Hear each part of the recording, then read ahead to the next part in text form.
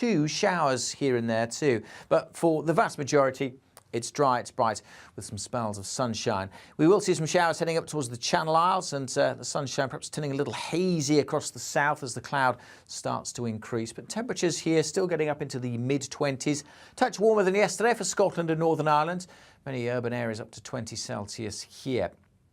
Through this evening, I think we'll start to see a few more showers, initially just spreading up from France over the Channel into southern parts of England, but 1 or 2 more over northeast England, the cloud increasing across the northwest also. And by morning time, we'll see a few showers over the Midlands and into parts of Wales. A relatively warm night across the south, 15, 16 in towns and cities here, and a warmer night for Scotland and Northern Ireland, but still down to single figures in rural areas here.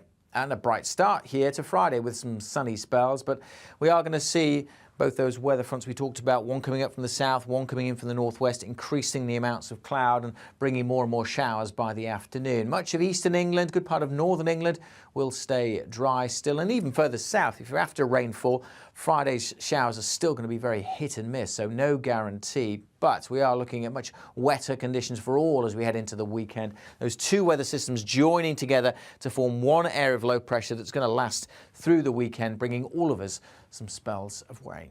Goodbye.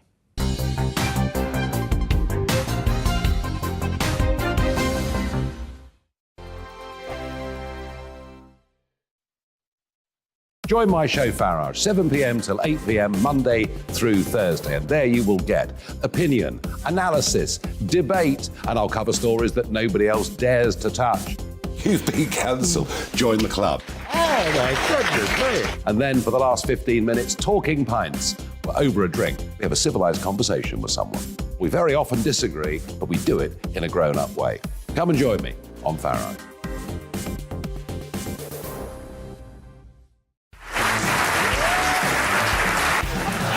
My name is Andrew Doyle. Join me every Sunday evening at 7 p.m. for Free Speech Nation. This is a show where we address current affairs and news stories of the week with the help of 2 wonderful comedian panellists. I brought in comics because I want to give it a lighter edge, and also they work for less. See you there.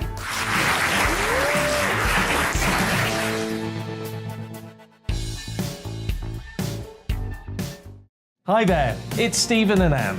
At breakfast from 6 a.m, you'll always be caught up with everything you need to know, the latest headlines, opinions and debates. We'll bring you the good news and the bad, but most of all, we're here for you. Remember, send in your views and let us know what you would like us to talk about. That's because we're your news channel. And every morning at 6 a.m, it's breakfast on GB News. I'm Dan Wootton. Join me Monday to Thursday from 9 to 11 for the feistiest and most fun news debate on TV, where free speech reigns. I'll bring you a sharp take on the day's biggest stories, bombshell newsmaker interviews, and A-list guests. And I guarantee you, no spin, no bias, no censorship, and no reason to go to bed. That's Dan Wootton Tonight, Monday to Thursdays from 9 on GB News.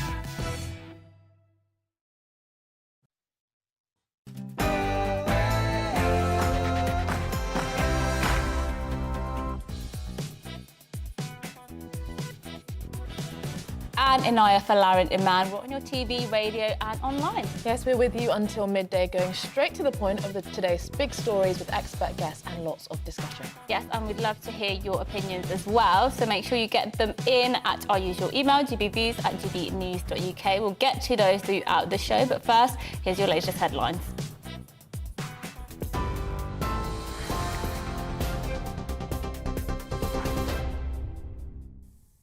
Good morning, it's 1 minute past 10. I'm Rhiannon Jones in the GB newsroom. There are warnings millions of households face the biggest squeeze in living standards for a century. The Resolution Foundation says the number of people living in absolute poverty is set to rise by 3 million in the next few years. Real household disposable income is on course to fall by 10% over this year and next, the think tank has warned.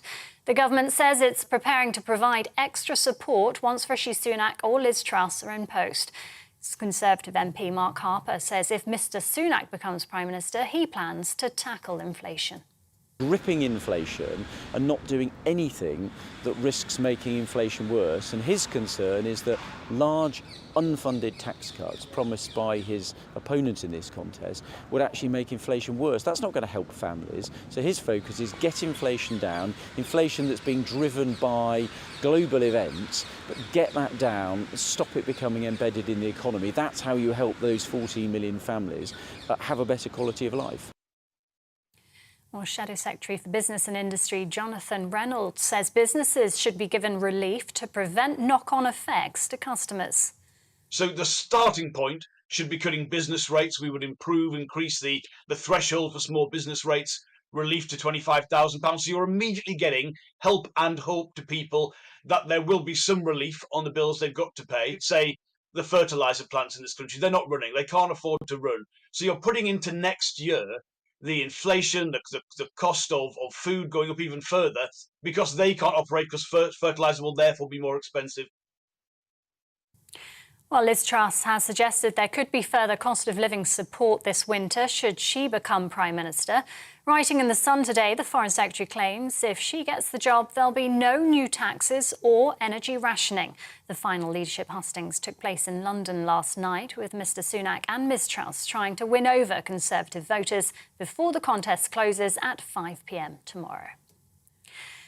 Around 400,000 households in England aren't protected by the energy price cap and need urgent help. The National Housing Federation says a large number of people who share heating live in supported or sheltered housing, with more than 70% aged 50 or over.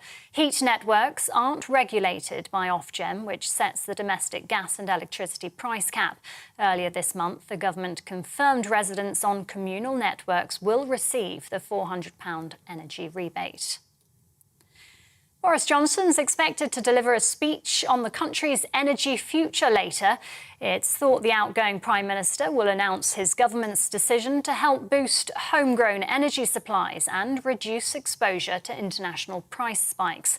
It comes amid speculation the government will give the sign-off for the Sizewell C nuclear plant in Suffolk. A British man has been killed while volunteering as a medic in Ukraine. Craig McIntosh's sister Lorna says he died in the line of duty last week. A GoFundMe page has been set up to bring his body home. The Foreign Office says it's supporting the family and are in contact with local authorities. The International Atomic Energy Agency has set off for the Zaporizhzhia nuclear power plant despite reports of intense shelling there. Conditions at Europe's largest nuclear site have been unravelling for weeks. Moscow and Kyiv have blamed each other for nearby shelling, fuelling fears of a potential radiation disaster. The IAEA chief, Rafael Grossi, says the mission's aware of the risk posed by increased military activity in the area. The UK Disasters Emergency Committee has launched an appeal to save and protect lives after millions have been left devastated by floods in Pakistan. The DEC, made up of 15 UK charities, is urging people to donate whatever they can to help relief efforts, with 6 million people in urgent need of humanitarian assistance. Earlier this week, the United Nations appealed for £138 million in emergency funding. Dr. Hamid Khan says more than 2,000 people have lost their lives in Pakistan already. Suffering is unimaginable, and it is a very catastrophic situation. At the moment, 1/3 of Pakistan has come under the flood, which is more than the entire United Kingdom. And if you look into the entire situation, it is very critical, and Pakistan needs a lot of more help. And veteran broadcaster Bill Turnbull has died aged 66 after a 5-year battle with prostate cancer. The former BBC Breakfast host was diagnosed with the disease in 2017. He stepped down from his Classic FM show in October last year. His family says he died at home in Suffolk yesterday following a challenging and committed fight against the disease. This is GB News. We'll bring you more as it happens. Now, though, it's back to Mercy and Anaya with To The Point.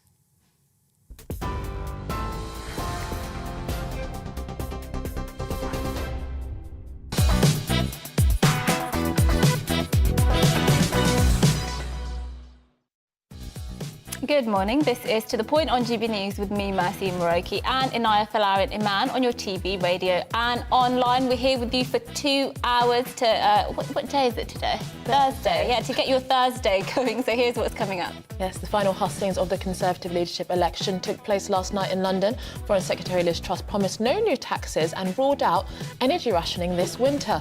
Meanwhile, Sunak refused to take any option off the table. We'll be discussing this shortly. And as NHS waiting times continue to increase, patients will now be able to shop around for hospitals with shorter waiting times. We're going to be joined by a GP to see if this will reduce the backlog, and he'll talk us through exactly how it will work. Yes, and the Queen is set to make history next week as she is appointing the new Prime Minister at Balmoral for the first time ever. She's unlikely to return to London due to ongoing mobility issues. We'll be joined by a royal expert to walk us through what we can expect from this constitutional first. That is all coming up in this hour, and there's much, much more as well across the rest of the programme. And we'd love to hear your views, so get them in at gbviews at gbnews.uk. We'll try and get to as many as we can.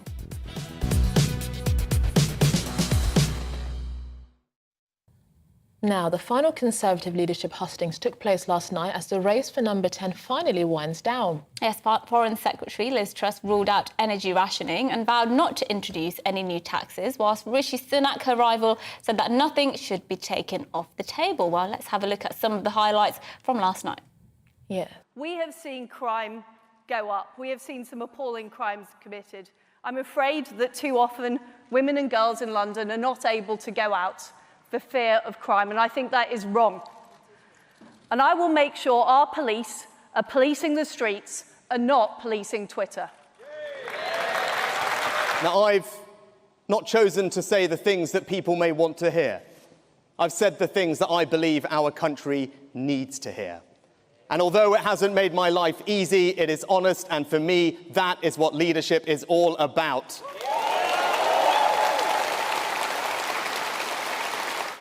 I supported the Rwanda scheme. We need to expand it to more countries, but I will also make sure we legislate so that we can't be overruled by the ECHR and we decide our policies about our borders. So I introduced a windfall tax as Chancellor, and I'm glad that I did, because it was the right thing to do.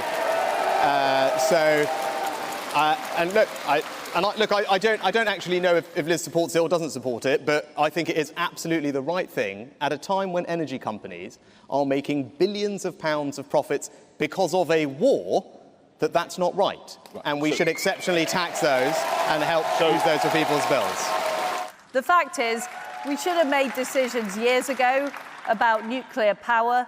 We should be using more of the resources in the North Sea. We should be doing fracking in areas where local communities support it, and we should be moving forward to secure our supply. If we can get 95% mortgages for young first-time buyers with a great credit history, then it won't take them decades to save up for the deposit, and your son can get on the housing ladder quicker, and so can 1 million more young people, because that's what a Conservative government should be delivering, and that's what I would love to do. Well, joining us now is Adam Hawksby, Deputy Director and Head of Levelling Up at Onward and political commentator. Thank you so much for joining us on the programme. I mean, what's your reaction to this husting? Has anything new come out, anything surprising, or is this just the final big statements before the next couple of days? So there's nothing particularly surprising about what we heard last night. It was the greatest hits from both campaigns. You heard from Rishi Sunak, the fact that he was willing to take unpopular decisions and willing to be honest with people. You heard from Liz Truss that the key things we needed to do were cut taxes, have a smaller state. So you heard the key messages that they've been putting forward throughout the campaign. The interesting thing is some of the notes from Rishi Sunak about what a fantastic Foreign Secretary Liz Truss was and how he'd always have real confidence in her. You started to get the sense that the campaign knew the way that things were going and were preparing for what looks likely to be a Liz Truss administration come Monday. Okay, and one of the big dividing lines between them yesterday, between Rishi Sunak and Liz Truss, was this issue about energy rationing. Now, of course, energy is one of the big issues the next Prime Minister will very much have to grapple with as soon as they come, the Queen appoints them as Prime Minister. Liz Truss said she ruled out energy rationing this winter. Rishi Sunak said we shouldn't rule anything out. Is Liz Truss going to have to face the fact that she might not have to rule it out when she becomes Prime Minister? It's really interesting that this is becoming a bigger part of the debate, and it's important because a lot of the focus has been on how we're going to support people with rising energy bills, and there hasn't been enough focus on the fact that gas supplies in Europe are running out. And there's a very real possibility that we do run out of gas supply and we end up in a really difficult situation. Now, if we do end up there, and it's not certain, but there is a possibility, then we either have to have a situation in which there might be rolling blackouts across the country, or we are tactical and targeted about how we use our energy. I really hope we don't get there. I think there's a likely situation where we don't, but it seems odd to me to be ruling that out at the moment when it will be an important tool if we do end up running out of gas supply in multiple countries, but in the UK as well. Had a worry that, for example, you know, in the clip that we showed, we had Liz Truss saying that we want police policing the streets, not the tweets. Is there a worry that it's becoming almost just purely rhetorical when actually the scale of the problems that we are facing currently and will face over the next 12 months is huge? Do you think that Liz Truss really understands that scale?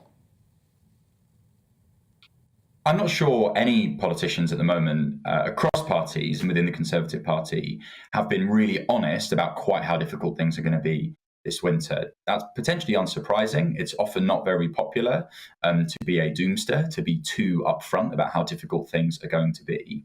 But that will change come Monday, because the Prime Minister that comes into office is going to have to wrestle with some of the really difficult trade-offs there are going to be, both the big financial trade-offs, how are we going to pay for some of this support, the political trade-offs, how are we going to target some of it, but also really big ethical trade-offs about what the role of the state is going to be. We saw a massively expanded state during COVID, rightly, to help people and pay their salaries. And Liz Truss has made a very strong argument that that level of state intervention can't carry on. And it will be interesting to see what happens when suddenly that view expressed over the summer in a leadership debate suddenly is what she has to adopt in number 10. So you're right, the scale of this is going to be enormous, and we're going to need a laser-like focus on it. Well, thank you so much for joining us on the programme. Adam Hawksby, Deputy Director and Head of Levelling Up at Onward and political commentator. Thank you. Thank you. Now, earlier, Eamon and Isabel on our breakfast show spoke to MP Jonathan Reynolds, who's Shadow Secretary of State for Business and Industrial Strategy. They spoke to him about cutting business rates. Here's what he had to say. So the starting point should be cutting business rates. We would increase the threshold for small business rates, relief to £25,000. So you're immediately getting help and hope to people that there will be some relief on the bills they've got to pay. Say the fertiliser plants in this country, they're not running. They can't afford to run. So you're putting into next year the inflation, the cost of food going up even further because they can't operate because fertiliser will therefore be more expensive. And we spoke to Conservative MP Mark Harper about the potential for larger tax cuts to make inflation worse.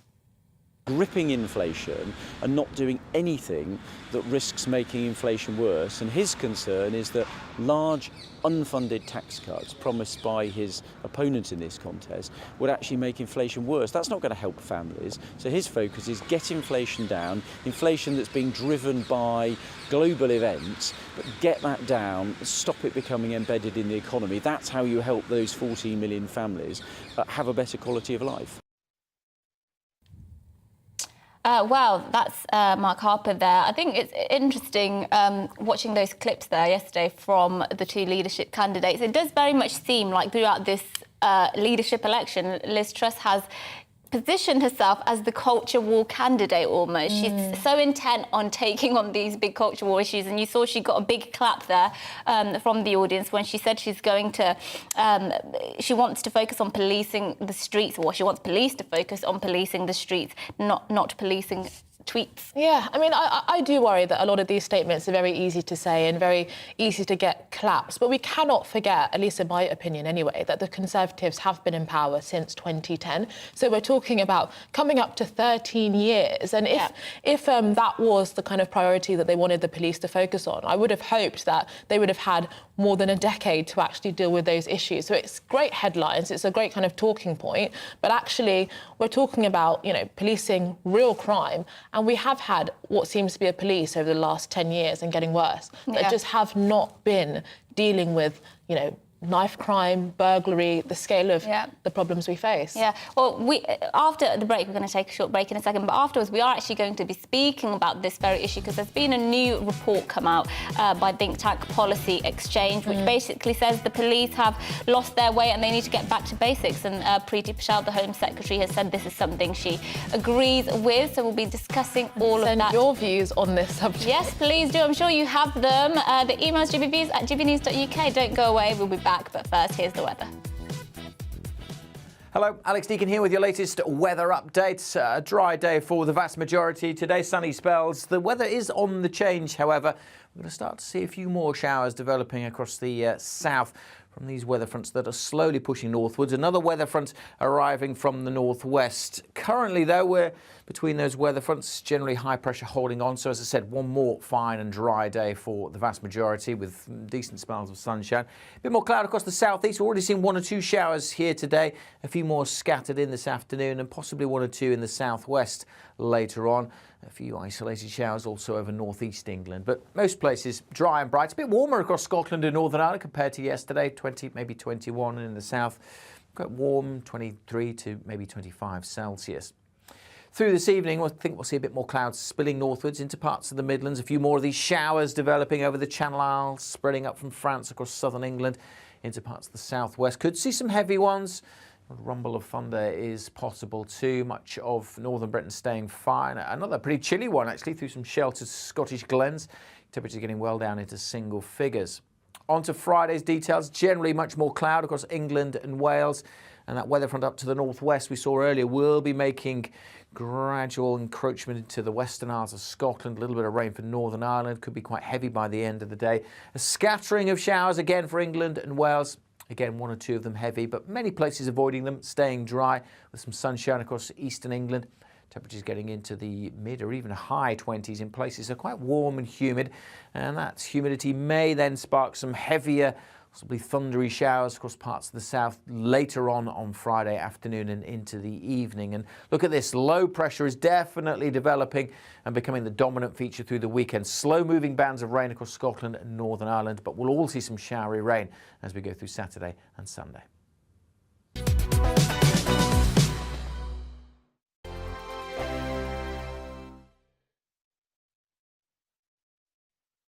Join my show Farage, 7 p.m. till 8 p.m. Monday through Thursday. And there you will get opinion, analysis, debate, and I'll cover stories that nobody else dares to touch. You've been cancelled. Join the club. Oh, my goodness me. And then for the last 15 minutes, talking pints. We're over a drink. We have a civilised conversation with someone. We very often disagree, but we do it in a grown-up way. Come and join me on Farage.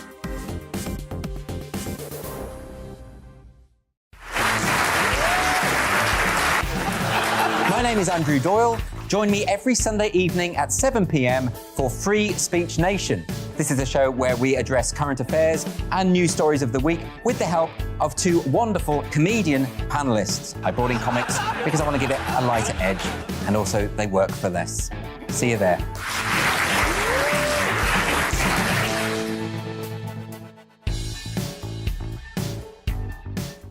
Hi there, it's Stephen and Anne.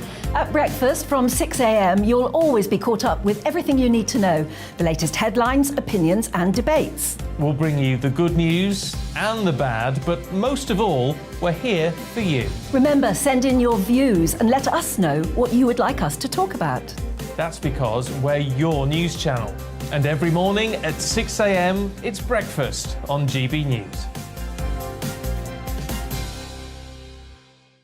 I'm Dan Wootton. Join me Monday to Thursday from 9 to 11 for the feistiest and most fun news debate on TV, where free speech reigns. I'll bring you a sharp take on the day's biggest stories, bombshell newsmaker interviews, and A-list guests.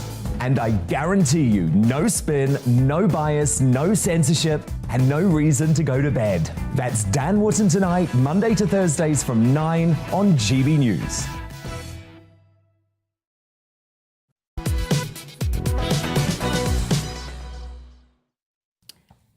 It's 10:21. This is To The Point on GB News with me, Anaya, and Mercy Maroki. We're live on your TV, online and radio this morning. Yes, and now police are being told to focus on the basics by the Home Secretary Priti Patel. This comes as a new report by Policy Exchange found that the public feels officers are becoming distracted in their efforts to solve crime by so-called, quote, woke causes. Yes, the paper released by the Policy Exchange think tank called for police to be barred from taking the knee or wearing campaign badges on their uniform. I mean, most people would have thought that that was common sense, but anyway, joining us now live in the studio is former Metropolitan Police Detective Peter Blexley. Thank you so much for joining us. I mean, what do you think about this issue? Because some people would say, oh, this is just a distraction. It's only a few odd police officers that are being distracted by some of these political issues. The main body of police officers are focusing on their difficult job. What do you think? Do you think it is a real problem? This essentially cuts to the heart of perception, this kind of wearing of badges, taking knees, dancing at events and all of that, because it gains so much traction across social media. And people think, this is what our police are doing. And it does override a lot of the great work that police officers do every day.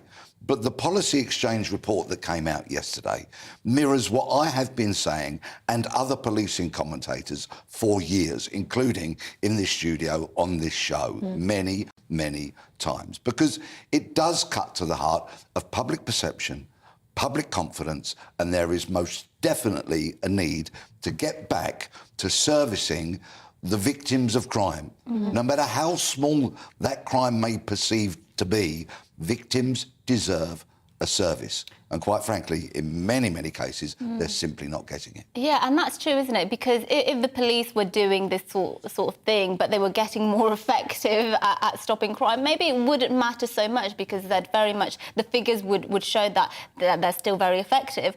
But the reality is some crimes have been effectively, de facto decriminalised, because if you're burgled, for instance, or if you have your phone, robbed, as, one of our producers did the other day, and the police simply couldn't do much, to be honest. Well, of course they could have done. But there is stuff they could have done. You can always do stuff to investigate a crime. And if you do eventually come up against a lot of dead ends, then you have to admit that. But the public would like to see those routes, those investigative routes being examined, and they're not. And part of the core problem of this is many years ago, some bright spark in policing who was trying to climb that greasy pole of promotions came up with an expression, screening out. We will screen out particular crimes where they don't feel there's a likelihood of arresting someone. So consequently, when these crimes are screened out, they're done by somebody sitting at a desk, not by a police officer who has taken the trouble actually to do their job, to go out on the ground, to speak to the victim, to speak to neighbours, to see if they saw anything, if they heard anything. You see, and consequently, as we speak now, people will be on the phone being given crime reference numbers for the purposes of insurance. And I can guarantee you that each and every person who gets that crime reference, not only have they become a victim, but they will also be deeply disappointed that they know that nothing is going to be done to investigate their crime. And Peter, what do you think is driving this? Because, I mean, as we were talking about in the break, public confidence is down in the police. And so it's clearly not the public demanding that the police actually focus on many of these so-called woke issues. When you do see, for example, statistics showing that knife crime, for example, in London is on the rise, other quite serious offences are on the rise. So what would be the rationale? What's the justification for this type of move? Violent crime is on the rise and detection rates are plummeting. So, of course, the public are quite rightly deeply concerned about this. About 25 years ago, when Tony Blair was repeating his mantra of education, education, education every time there was a microphone in sight. Certain ambitious senior officers thought, this can apply to us. Let's go and get degrees. And so many of them did. And it became absolutely central to an ambitious cop to have letters after their name as well as in front of them. And what happened was, as all these police officers strode around the corridors of the intelligentsia, they suddenly decided that anything to do with old policing was bad. Some was, but not all.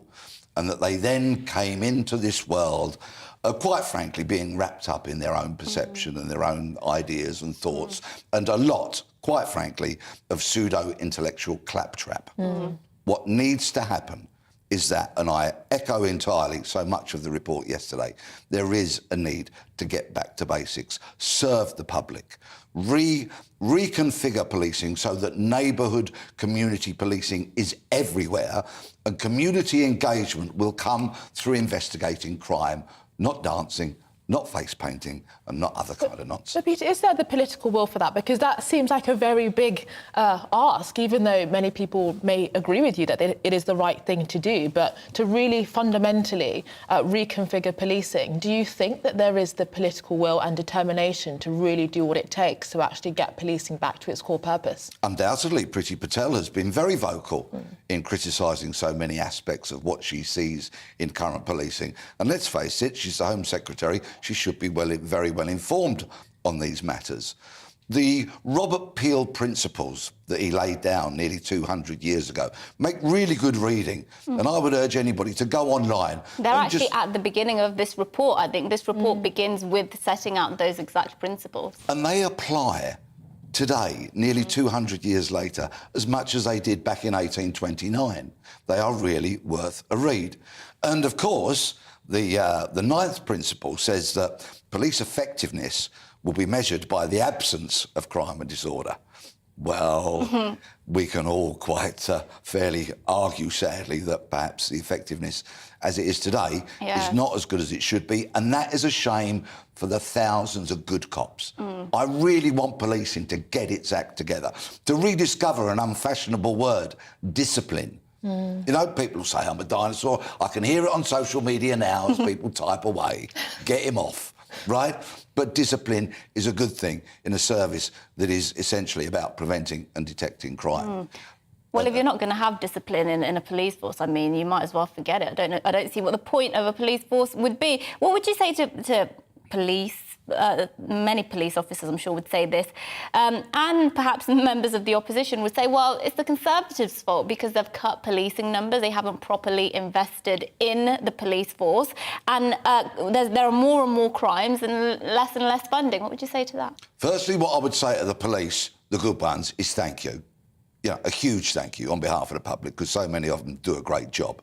Yes, the decade of austerity was catastrophic for policing, you know, and the cuts that were made to their budgets and the cuts to the numbers, not only of police officers, but back office staff. There has, of course, been a pledge to recruit 20,000 new officers, but sadly, as so many come through the front door, many are going out of the back door because they're disillusioned, they feel undervalued and underpaid.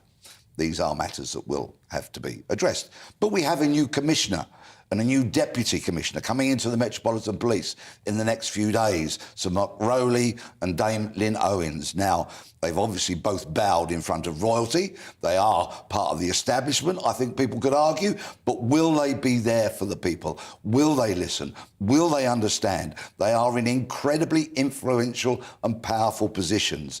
They could really create a sea change which is needed, because public confidence is tanking. With every dance, with every face painting, so many people go, what on earth are our police doing? Well, thank you so much for joining us. A pleasure to talk to you, Peter Bleksley, and I hope, you know, whoever is the Home Secretary, could be Priti Patel, could be somebody else, does very much get a handle on this problem. Peter Bleksley, there, former Metropolitan Police Detective. I mean, you know, it's a really important issue, and I think it's something that is talked about on this show and across GB News, and something that our viewers are really care about. I mean, to me, it just seems like common sense. You know, why would we not want a police force that actually is doing their core purpose, which is preventing crime and dealing with crime. And the fact that when you see them, dancing at festivals, taking the knee, I mean, isn't it obvious that this is a divisive political statement? And also, I think for me, there's also pictures of, sort of rainbow flag cars and rainbow hats and rainbow face paint, and I just think how pathetic but is also that? Prosecuting, feminists and going after, gender-critical feminists. I just think, it's admirable to some extent that many police officers do care about social justice issues, but that's not what they're there for. They're there to, enforce criminal justice and not social justice issues. That's what I think, basically. Let us know what you think. GB Views at gbnews.uk. Yes, well, after the break, as NHS waiting times continue to increase, patients will now be able to shop around for hospitals with shorter waiting times. Would this interest you? Let us know. But before that, a look at the morning's news.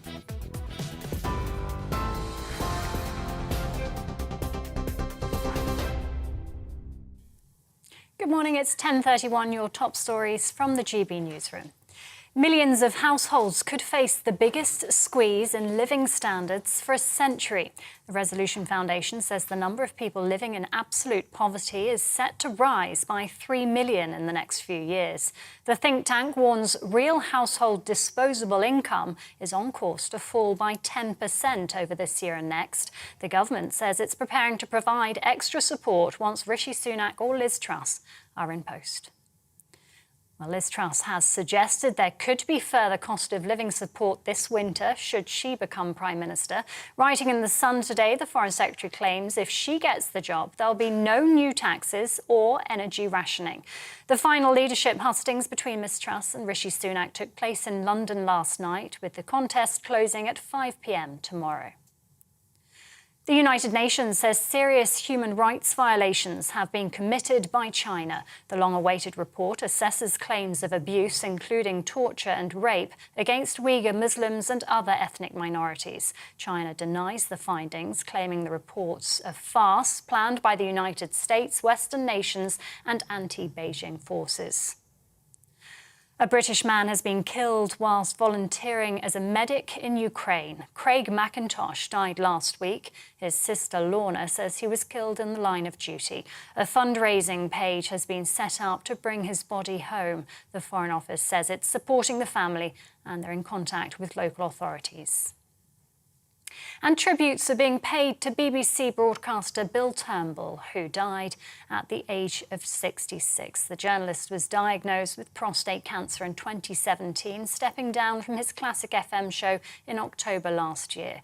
His family says he died at home in Suffolk yesterday following a challenging and committed fight against the disease. TV online and DAB+ radio, this is GB News.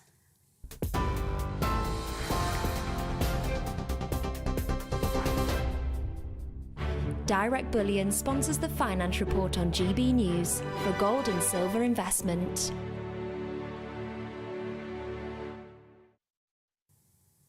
Here's a snapshot of today's markets. The pound will buy you $1.160 and €1.155. The price of gold currently stands at £1,469.85 per ounce. Direct Bullion sponsors the Finance Report on GB News, investments that matter.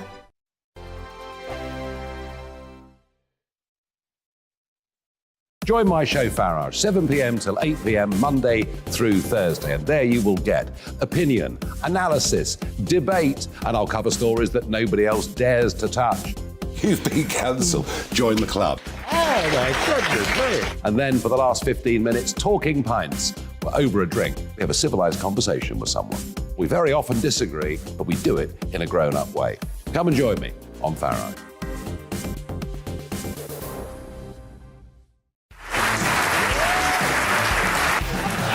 My name is Andrew Doyle. Join me every Sunday evening at 7 p.m. for Free Speech Nation. This is a show where we address current affairs and news stories of the week with the help of two wonderful comedian panellists. I brought in comics because I want to give it a lighter edge, and also they work for less. See you there.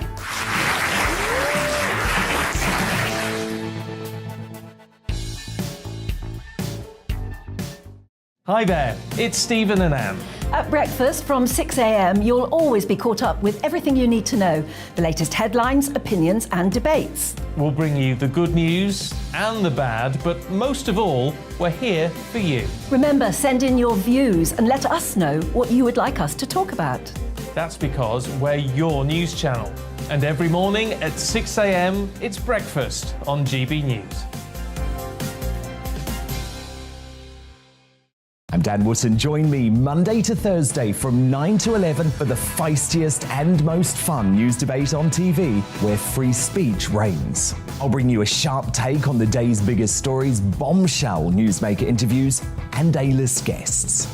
And I guarantee you, no spin, no bias, no censorship, and no reason to go to bed. That's Dan Wootton Tonight, Monday to Thursdays from 9 on GB News.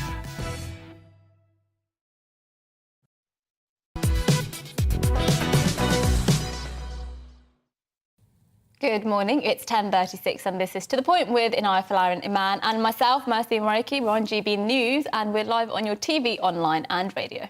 Yes, well, patients will be able to use an NHS app to search for hospitals in their area with the shortest wait times. Yes, well, this comes as more than 6.7 million people in the UK are still waiting for routine appointment, with this number set to increase over the next 18 months. Joining us now is GP Dr. Mike Smith. Thanks for joining us this morning. I guess the first question... Have we got Dr. Yes, we have. There you are. Thank you for joining us, Dr. Mike Smith. Firstly, I mean, how do you think that this particular move is going to benefit patients?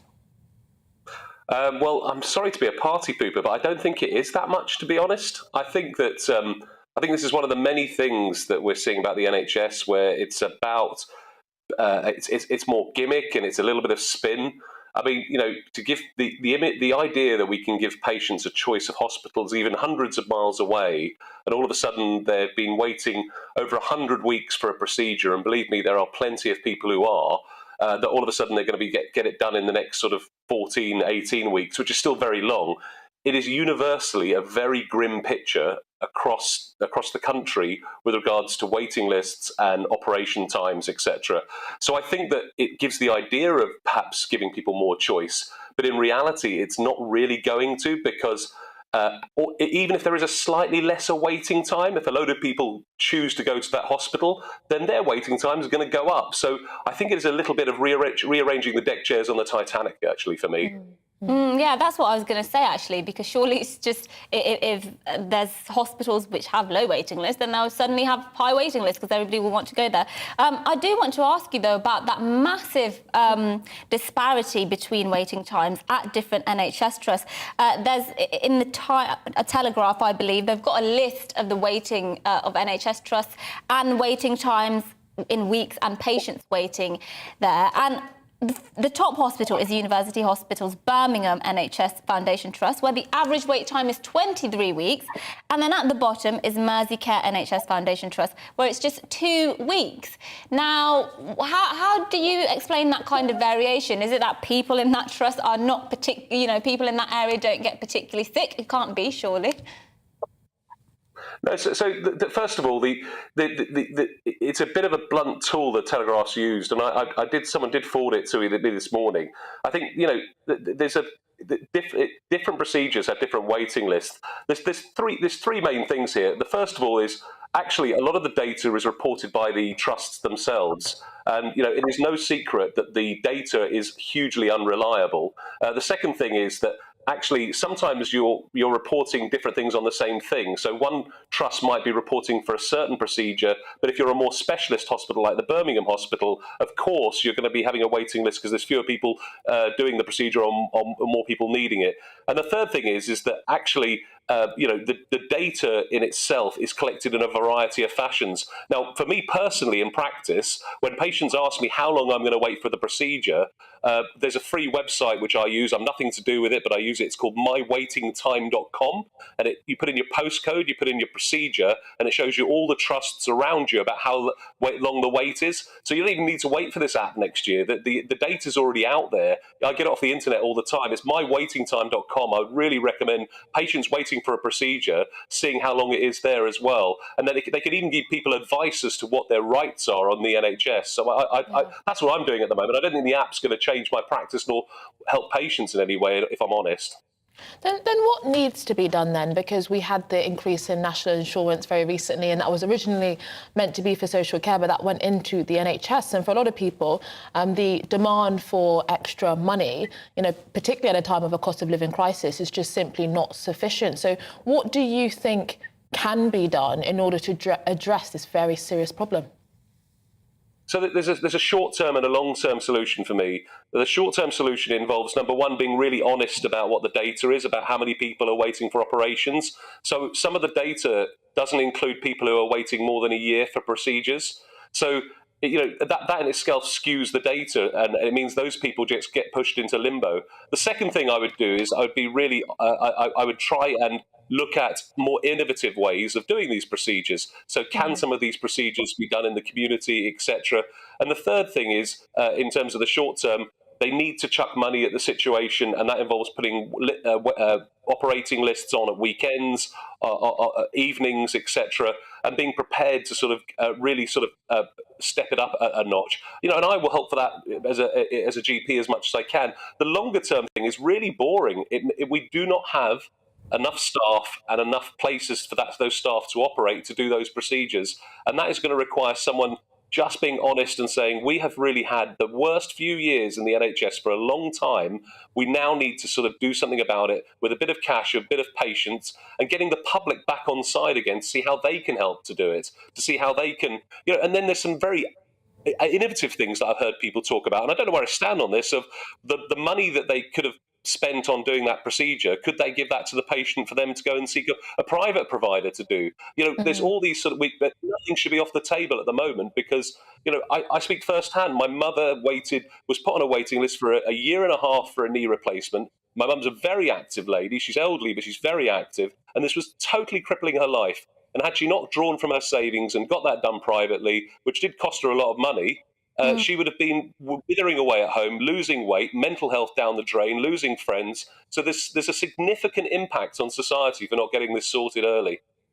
Yeah, absolutely. And just very finally, obviously, we are due to know who the next Prime Minister will be in a few days. It should be announced on Monday.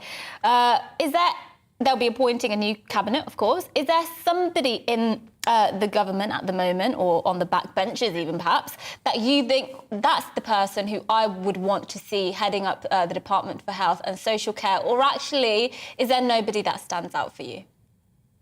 So the short answer to that is I want Jeremy Hunt back. I think Jeremy Hunt, for me, is one of the most understated health secretaries we've had. He basically negotiated the NHS through a time of great austerity, and that in itself is some achievement. And to be in the post that long, and he's saying some really sensible things when he's chairing the Health Committee at the moment. So for me, with the next government that comes into power, they need to put all their differences aside and say, here's a guy who really knows his stuff. He's made mistakes in the past and has reflected on them and now knows, but whether he'd want to do it is another thing. But I suspect what they'll do is they'll get someone who's linked to the city and thinks about ways of really squeezing it even more to make it even cheaper, rather than saying, let's look at someone who's really experienced how to get the best out of it. Well, thank you for that very clear and straight answer. Thank you for joining us on the programme, GP Dr. Lovely to see you. Thank you.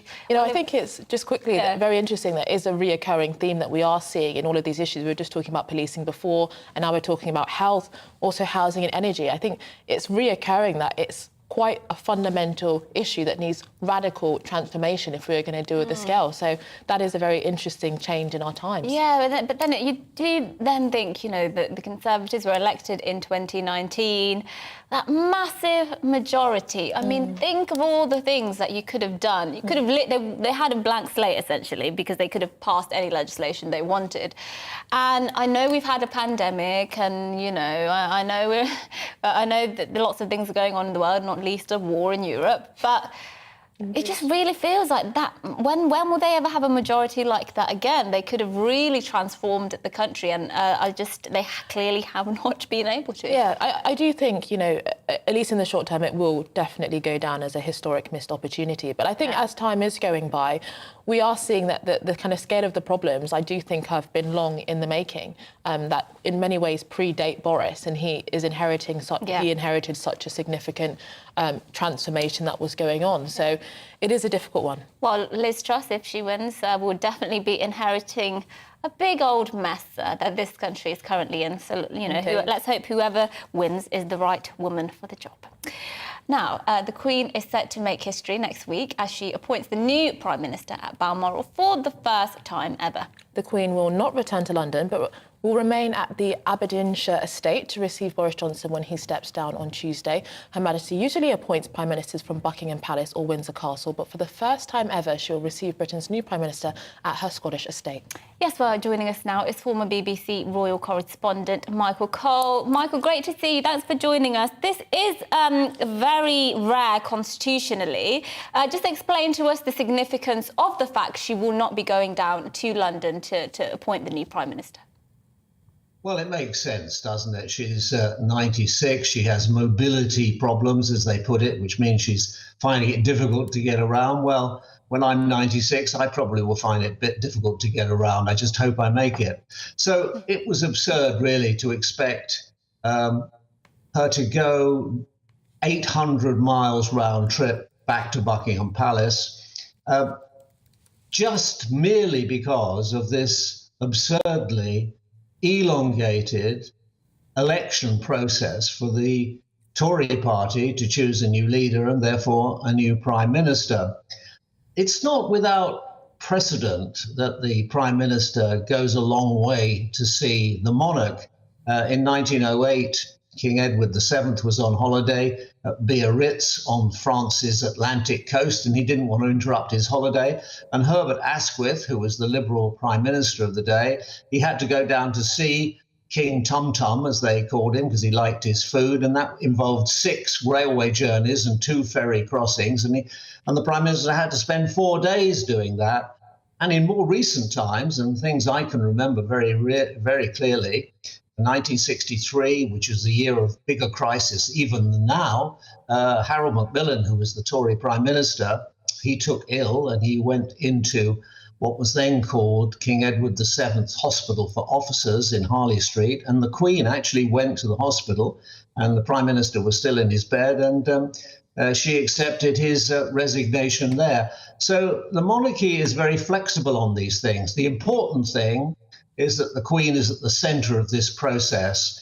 One person goes in the door and resigns, and another person comes through the door and becomes Prime Minister. That's how it's always worked. And on Tuesday morning, Boris Johnson will fly up in a separate plane to see the Queen tender his seals of office, and a little bit later, that's him arriving. That's when he was actually at one of his meetings. In fact, that's when and also Mrs. May becoming Prime Minister, and then Cameron. It was always done at Buckingham Palace for the convenience of things. And of course, it was brilliant because Americans marveled at the smooth way there was a transition in this country. I mean, it took them 18 months to elect a president, and yet we did it in a day, and we did it very smoothly.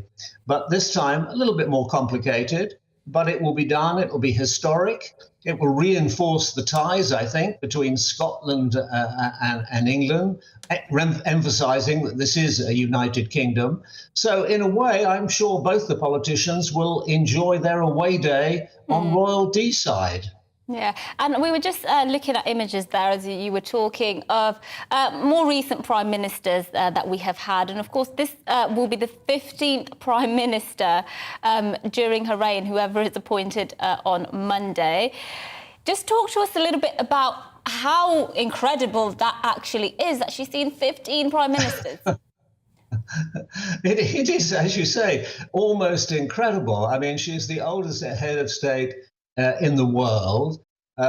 She's seen, I think, 15 American presidents, as you say, 15 prime ministers, going back to Winston Churchill. And when you think that he was born in the 19th century, there is continuity there, isn't there? But of course, that's the essence of monarchy. The Queen herself traces her ancestry back to Alfred the Great, back to the sort of 800s, before even the conquest by William the Conqueror. So this is when the British Constitution at its best, it continues to function. The Queen is central to it. She, of course, will hold power in that interim period between the moment that Boris resigns and the successor appears to take on the role and go back to number 10 Downing Street. And we all hope starts sorting things out. It is not without precedent for a prime minister to be summoned to Balmoral. In the end of the 19th century, Lord Salisbury, the Tory prime minister, he was summoned up there, much to his chagrin, by Queen Victoria. She wasn't going to interrupt her holiday, so he had to go up on a train to see her. So these things do happen. There is historical precedent. But I know that you've got other things to talk about, but I hope I may say just before I say anything else, that how sorry I am to hear of the death of Bill Turnbull, because I knew Bill slightly. I was at the BBC at his time. He came after me really in his prominence. He lived about 10 miles away from here, and he was one of the leading opponents of this terrible idea for Sizewell C nuclear power station on a beautiful stretch of coast. So I would like to pay tribute to him and send my condolences and my family's to his family. Well, Michael Cole, we share, of course, your sentiments there with sharing our condolences with his family. Bill Turnbull, of course, who died at the age of 66. So thank you for joining us. We've enjoyed your company. Michael Cole, former BBC royal correspondent. Mm-hmm. Great pleasure. Just on that point, I think he touched upon it. I think it is an interesting one that this is being held in Balmoral because, for example, next year the SNP is trying to push forward a second referendum on Scottish independence. So I do wonder if it would have some significance in terms of a statement about the importance of the union, and actually the Prime Minister being appointed in Scotland is actually the Prime Minister of the United Kingdom and not just England. So can always trust you to come with fresh angles, can't we? I do try. Well, how about we finish the hour off with taking you through some of the other lighter stories of the day that you might have missed. Yes, a mum was stunned to find £6 million in her bank account by mistake. Diva Manivel was due to receive a £60 refund from cryptocurrency exchange Crypto.com, but ended up getting £6 million. Yes, well, for those watching us on telly, here are some images of the luxury home that she bought because she spent a large part of the money on her house, and some of it, of course, went to helping her family. However, her luck did come crashing down after the mistake was realised by that website, Crypto.com, and they've started legal proceedings and ordered her to pay back every penny with interest. Oh, that's not fair. I mean, it was their mistake. I think that she should be able to keep a portion of it. What would you do if somebody accidentally deposited a six-figure, seven-figure sum? Oh, that's I wouldn't complain. That's all I'd say. Yes. I don't know what I would do. Let's put it that way. Sebastian Siski from Southampton is celebrating after growing what is officially the world's longest cucumber. Measuring 3 foot 8 inches or 1.2 metres confirmed by Guinness World Records. If the giant vegetable was sliced up, it could make more than 400 cucumber sandwiches.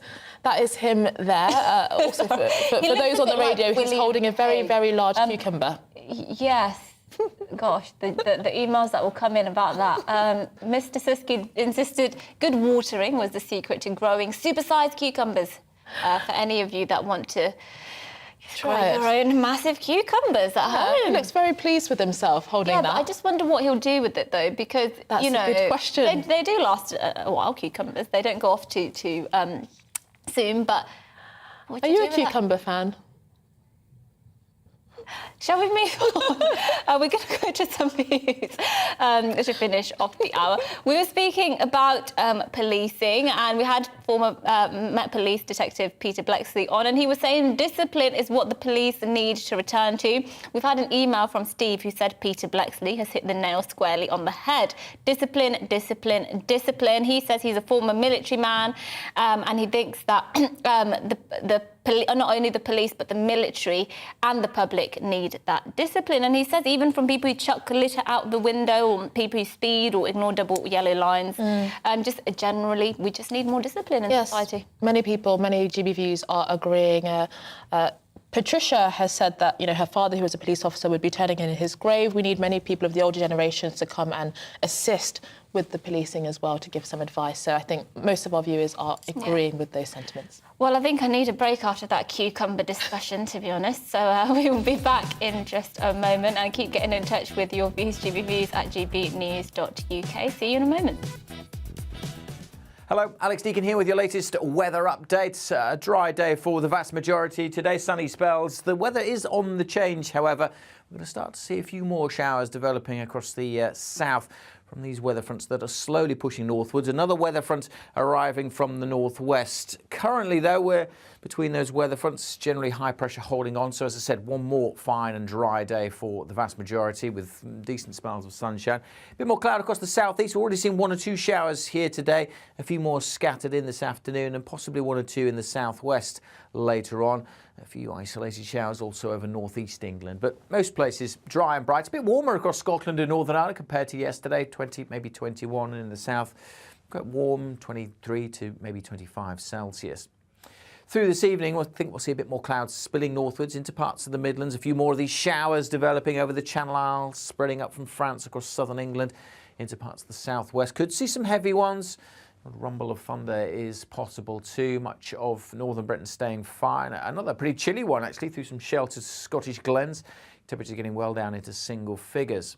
On to Friday's details. Generally much more cloud across England and Wales. And that weather front up to the northwest we saw earlier will be making gradual encroachment into the Western Isles of Scotland. A little bit of rain for Northern Ireland. Could be quite heavy by the end of the day. A scattering of showers again for England and Wales.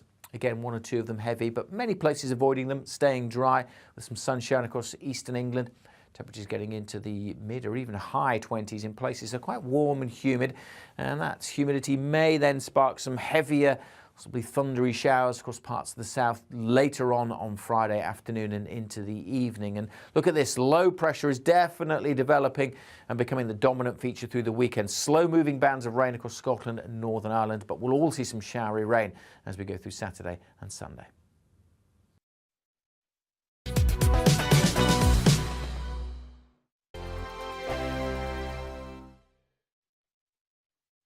Join my show Farage, 7 p.m. till 8 p.m. Monday through Thursday. And there you will get opinion, analysis, debate, and I'll cover stories that nobody else dares to touch. You've been cancelled. Join the club. Oh, my goodness me. And then for the last 15 minutes, talking pints. We're over a drink. We have a civilised conversation with someone. We very often disagree, but we do it in a grown-up way. Come and join me on Farage.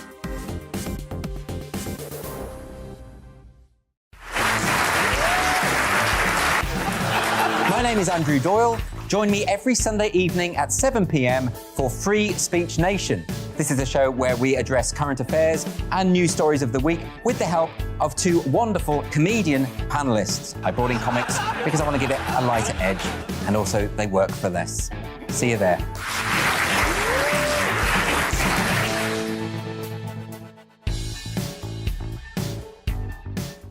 Hi there, it's Stephen and Anne.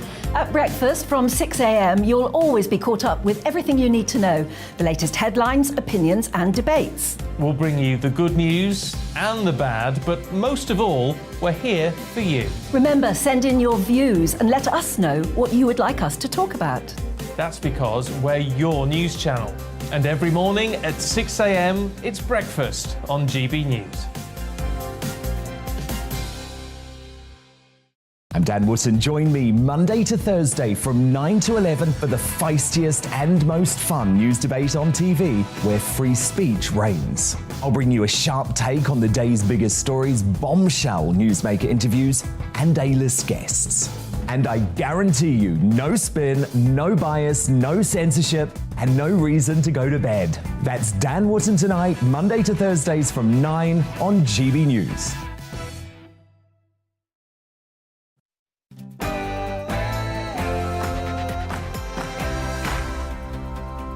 Good morning. This is To The Point on GB News with me, Anaya Flaren Iman. I'm Mercy Muroki. We're live on your TV, online and radio. Yes, and we're with you for another hour until midday, getting straight to the point of the day's biggest stories with our expert guests and lots of discussion as well. Yeah, make sure you get in touch with your views as usual, gbviews@gbnews.uk. We'll be getting to those throughout the show.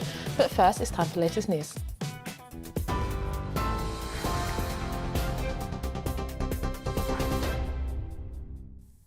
Good morning, it's just gone 11 o'clock. I'm Rhiannon Jones in the GB newsroom. Millions of households could face the biggest squeeze in living standards in over a century.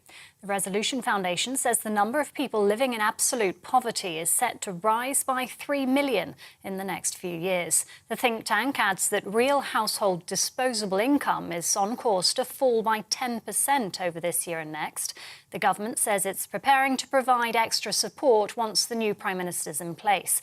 Conservative MP Mark Harper says Rishi Sunak plans to tackle inflation if he gets the job. Gripping inflation and not doing anything that risks making inflation worse. And his concern is that large unfunded tax cuts promised by his opponent in this contest would actually make inflation worse. That's not going to help families. So his focus is get inflation down, inflation that's being driven by global events, but get that down, stop it becoming embedded in the economy. That's how you help those 14 million families have a better quality of life. Well, Shadow Secretary for Business and Industry Jonathan Reynolds says businesses should be given relief to prevent knock-on effects to customers. So the starting point should be cutting business rates. We would increase the threshold for small business rates, relief to £25,000. So you're immediately getting help and hope to people that there will be some relief on the bills they've got to pay. Say the fertiliser plants in this country, they're not running. They can't afford to run. So you're putting into next year the inflation, the cost of food going up even further because they can't operate because fertiliser will therefore be more expensive. Well, Liz Truss has hinted to further cost of living support this winter should she become Prime Minister. Writing in The Sun today, the Foreign Secretary claims if she gets the job, there'll be no new taxes, nor will there be energy rationing. Mr Sunak and Ms Truss took part in the final leadership hustings in front of Conservative members in London last night. The vote closes at 5 p.m. tomorrow. Around 400,000 households in England aren't protected by the energy price cap and need urgent help. The National Housing Federation says a large number of people who share heating live in supported or sheltered housing, with more than 70% aged 50 or over. Heat networks aren't regulated by Ofgem, which sets the domestic gas and electricity price cap. Earlier this month, the government confirmed residents on communal networks will receive the £400 energy rebate. Boris Johnson is expected to deliver a speech on the country's energy future later. It's thought the outgoing Prime Minister will announce his government's decision to help boost homegrown energy supplies and reduce exposure to international price spikes. It comes amid speculation the government will give the sign-off for the Sizewell C nuclear plant in Suffolk. A British man has been killed whilst volunteering as a medic in Ukraine. Craig McIntosh died last week. His sister Lorna says he died in the line of duty. A fundraising page has been set up to bring his body home. The Foreign Office says it's supporting the family and are in contact with local authorities. The International Atomic Energy Agency has set off for the Zaporizhia nuclear power plant despite reports of intense shelling there. Conditions at Europe's largest nuclear site have been unravelling for weeks. Moscow and Kyiv have blamed each other for nearby shelling, fuelling fears of a potential radiation disaster. The IAEA chief, Rafael Grossi, says the mission's aware of the risk posed by increased military activity in the area. The UK Disasters Emergency Committee has launched an appeal to save and protect lives after millions have been left devastated by floods in Pakistan. The DEC, made up of 15 UK charities, is urging people to donate whatever they can to help relief efforts, with 6 million people in urgent need of humanitarian assistance. Earlier this week, the United Nations appealed for £138 million in emergency funding. Dr. Hamid Khan says more than 2,000 people are believed to have died in the disaster already. Suffering is unimaginable, and it is a very catastrophic situation. At the moment, 1/3 of Pakistan has come under the flood, which is more than the entire United Kingdom. And if you look into the entire situation, it is very critical, and Pakistan needs a lot of more help.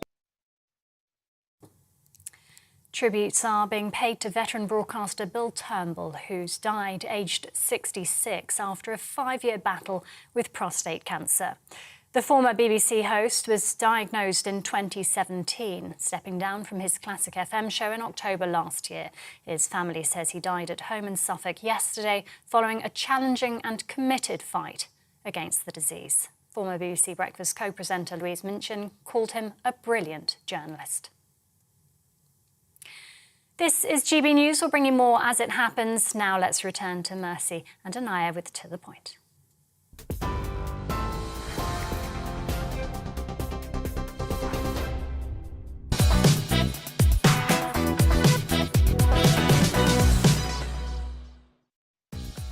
Well, good morning. This is To The Point on GB News with myself, Mercy Moroki, and Inaya Thalarin Iman on your TV, radio and online. Yes, and there's been a decline in the traditional two-parent household in the UK. This is revealed in a new report by the Children's Commissioner.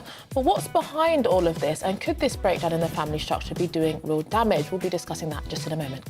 Yes, and Prime Minister Boris Johnson is set to give approval for a nuclear power station costing up to £30 billion.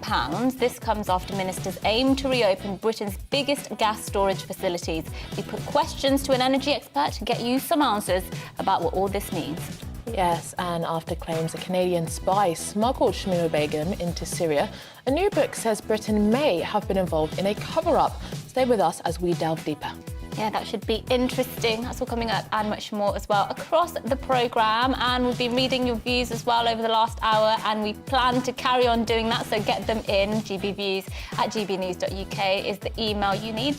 Tell us what you're thinking about all the stories we're talking about, or just anything that's on your mind.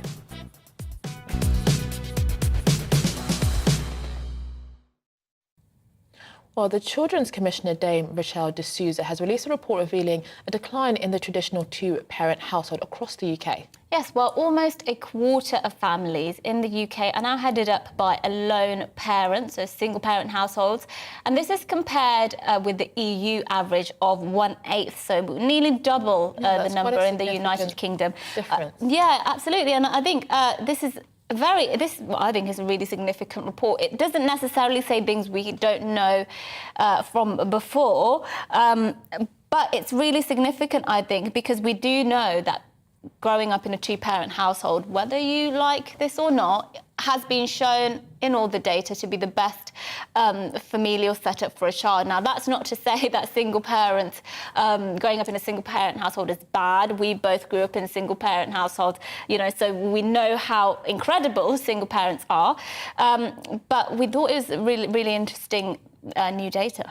Yeah, I think it is really interesting. And I think that, as you rightfully mentioned, this is not to denigrate people that either grew up in a single-parent household or are single parents. But I think that anyone who is a single parent would objectively tell you that financially, in terms of just time, in terms of support, it makes a huge difference. I mean, raising a child is not just like going to the shop and, buying a bit of clothes. You're raising a human being that you hopefully want to raise a good human being that's going to contribute to society. And the more people that form part of that family structure in order to do that, I think is the best thing for children. Yeah, absolutely. And there's lots of data actually that showed that fatherlessness, because most single parents are single mothers, the vast majority, 9 in 10 or something like that.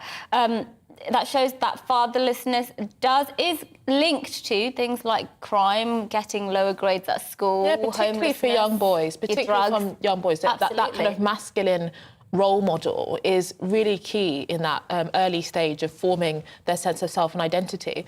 And so I do think it is sad. And it's interesting because on the show yesterday, we were kind of talking about the rise in non-monogamous relationships. And I do think this is also part of it as well. It's not just about the children, but also the way in which the importance of actually secure, committed, long-term monogamous relationships is increasingly not being seen as important. Yeah. I think young people should be encouraged to couple up, to settle down, and actually to build a life with someone, because as you get older, that will be one of the most important things you'll ever do. Yeah, absolutely. But I do think it's actually really interesting as well to look at the disparities between the different ethnic groups, because that's where it gets quite complicated, and that's where people don't like facing up to some of the facts around this issue, because there is obviously different ethnic groups will have different statistics, and what the data shows is that children in Black Caribbean households, or Black Caribbean children, 57% of those are growing up in a lone parent household. Now, if you compare that, for example,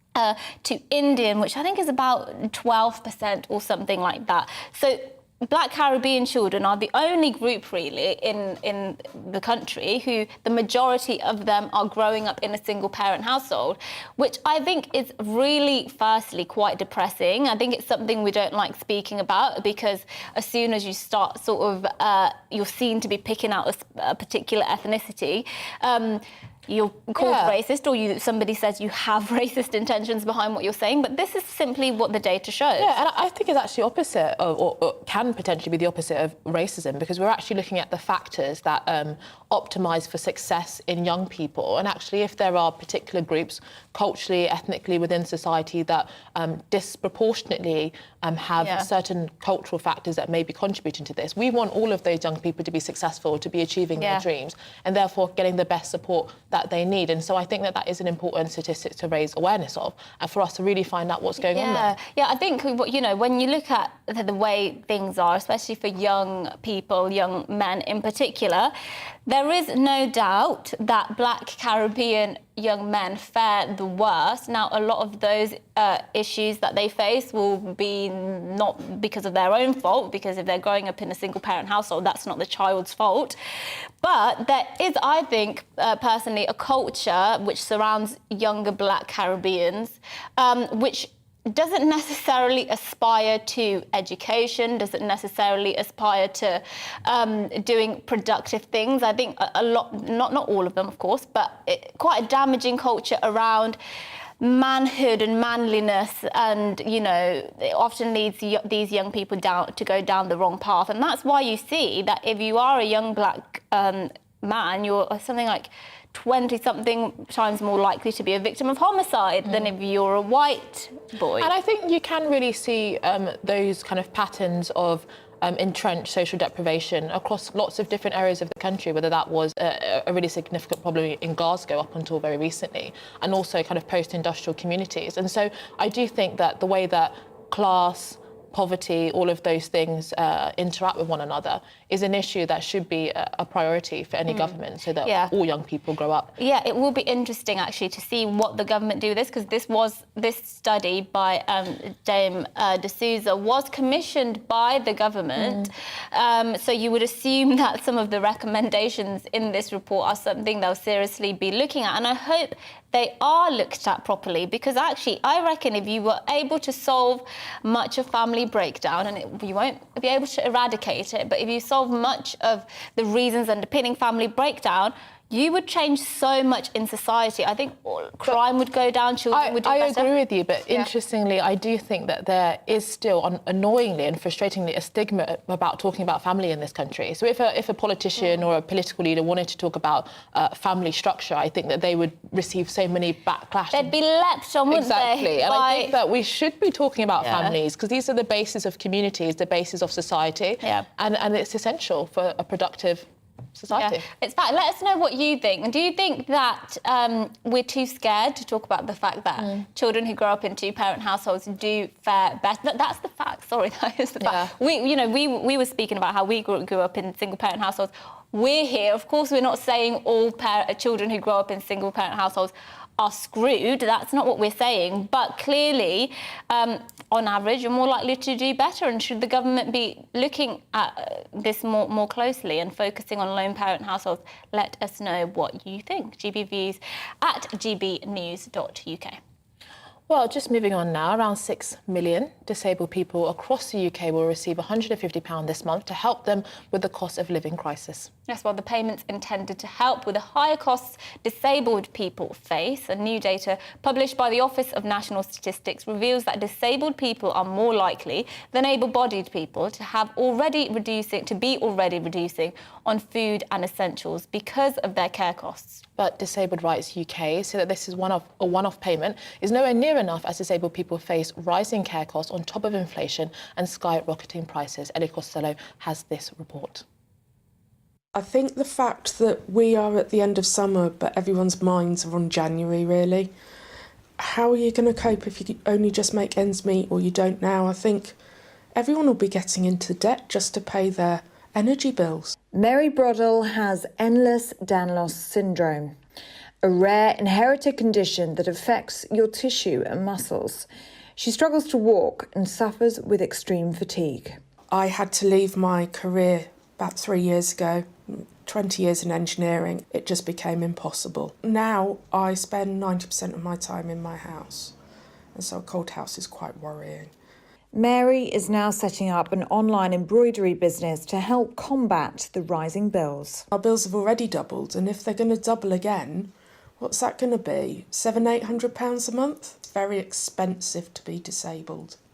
I think it's scary. You know, if you have a level of disability where you need electrical equipment going for whatever reason, whether it's through ventilators or some sort of feeding tubes or something, that must be terrifying. You know, I have to use a mobility scooter. I'm going to have to look into what that costs to charge up, something I've never really considered before. 6 million people will be entitled to this £150 one-off payment to help with the cost of living crisis.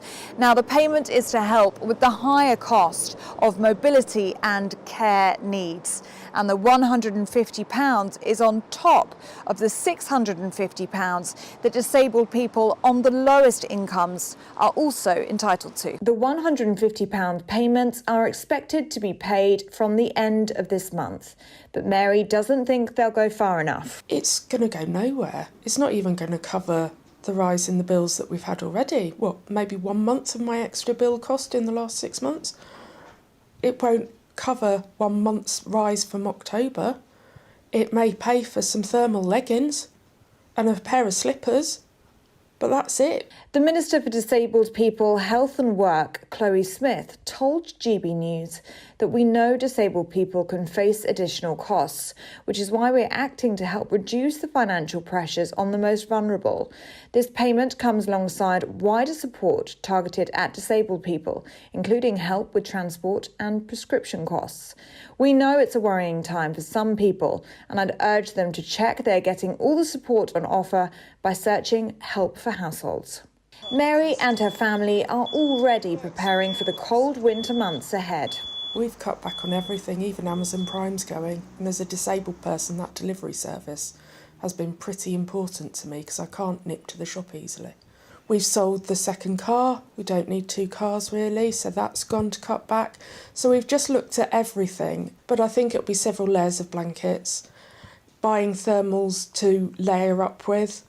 Now's the time to buy when they're in the sales and they're discounted before you're trying to get hold of them in December. So what's Mary's message for the inbound Prime Minister next week? I think there needs to be more targeted support to disabled households. And in general, the country can't do nothing or do only what it's done so far. There has to be intervention. I think the disabled community is very forgotten about, and we're just going to be hidden in our homes. We're just sort of going to suffer even more. Ellie Costello, GB News. Really sad situation there, but of course they will be getting that small, let's be honest, payment, but clearly not going to be enough to cover the bills. We've just had a email in from Alison, who says, "Hi ladies, I am worried as I'm disabled and ill, so I can't work. I now cannot afford carers, which is what a disability benefit is meant for. So the government will have to be looking, I think, again, at perhaps the groups that will need even higher uplifts as they consider what more help they're going to be given It's people. just such a huge challenge, as bills are set to rise on average for households to £6,500 next year in October and earlier. I mean, £150 is frankly just a drop in the ocean. Yeah, absolutely. I mean, that probably won't even be enough to cover the rise of food shopping for a month or a couple of months. So keep getting in touch with your views, gbviews@gbnews.uk. We're just going to go to a couple of them before we take a short break. We were speaking about policing and whether it's gone woke a bit earlier with former Met Detective Peter Blexley. Barry says it's so strange but true that the police had adequate numbers during the pandemic to ride around in vans looking for would-be lockdown violators and people committing crimes such as failing to stand 6 feet from another. Now the pandemic is over, we get the familiar plaint from the police saying that they are too underfunded and undermanned. You know, similar points being made about our discussion on the NHS as a new app will help people find a local area or local hospital that has shorter waiting times. Many people are just saying people have lost confidence. I'm one of those people without confidence, and it all started when they failed to speak out about the jab mandate. You know, many people did have very strong views on that. Someone has also said, Jess, money cannot solve the NHS issues. We are paying the highest taxes ever, and the level of service is a free-for-all despite spending on the organisation and being so high. And many similar points being made that, you know, money cannot really be the only issue. It's a structural question that needs to be dealt with at the root cause. Yes, and just one more. We spoke about single-parent families. New report published by the Children's Commissioner shows the extent of single parenthood in this family now gone up quite a lot. Kathy says it's not up to the government to solve the problem. It's up to men and women to be responsible before bringing children into the world. I realise some people can't help being one parent, a single parent, but people have to be responsible themselves. Yes. And that is very true. Personal responsibility. Young men, Strong wrap message. it up if you're not willing to, you know, be, look after your kid for 18 plus years. Exactly. It is a lifelong thing. People seem to forget that. Well, after the break, yes, Boris Johnson is set to give approval this week for a nuclear power station costing up to £30 billion. But is this investment worth it? And what could this mean for our domestic energy security? Don't go away. Hello, Alex Deakin here with your latest weather updates. A dry day for the vast majority today, sunny spells. The weather is on the change, however. We're going to start to see a few more showers developing across the south from these weather fronts that are slowly pushing northwards. Another weather front arriving from the northwest. Currently, though, we're between those weather fronts, generally high pressure holding on. So, as I said, one more fine and dry day for the vast majority with decent spells of sunshine. A bit more cloud across the southeast. We've already seen 1 or 2 showers here today. A few more scattered in this afternoon and possibly 1 or 2 in the southwest later on. A few isolated showers also over northeast England, but most places dry and bright. It's a bit warmer across Scotland and Northern Ireland compared to yesterday, 20, maybe 21 in the south. Quite warm, 23 to maybe 25 Celsius. Through this evening, I think we'll see a bit more clouds spilling northwards into parts of the Midlands. A few more of these showers developing over the Channel Isles, spreading up from France across southern England into parts of the southwest. Could see some heavy ones. A rumble of thunder is possible too. Much of northern Britain staying fine. Another pretty chilly one actually through some sheltered Scottish glens. Temperatures getting well down into single figures. On to Friday's details. Generally much more cloud across England and Wales. And that weather front up to the northwest we saw earlier will be making gradual encroachment into the Western Isles of Scotland. A little bit of rain for Northern Ireland. Could be quite heavy by the end of the day. A scattering of showers again for England and Wales. Again, 1 or 2 of them heavy, but many places avoiding them, staying dry with some sunshine across eastern England. Temperatures getting into the mid or even high 20s in places. So quite warm and humid, and that humidity may then spark some heavier, possibly thundery showers across parts of the south later on Friday afternoon and into the evening. And look at this, low pressure is definitely developing and becoming the dominant feature through the weekend. Slow moving bands of rain across Scotland and Northern Ireland, but we'll all see some showery rain as we go through Saturday and Sunday.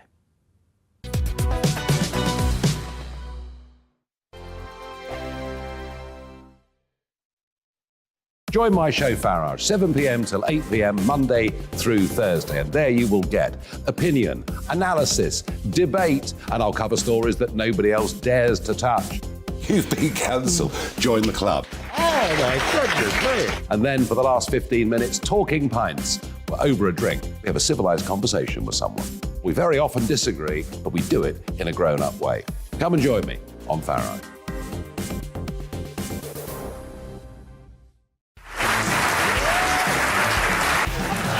My name is Andrew Doyle. Join me every Sunday evening at 7 p.m. for Free Speech Nation.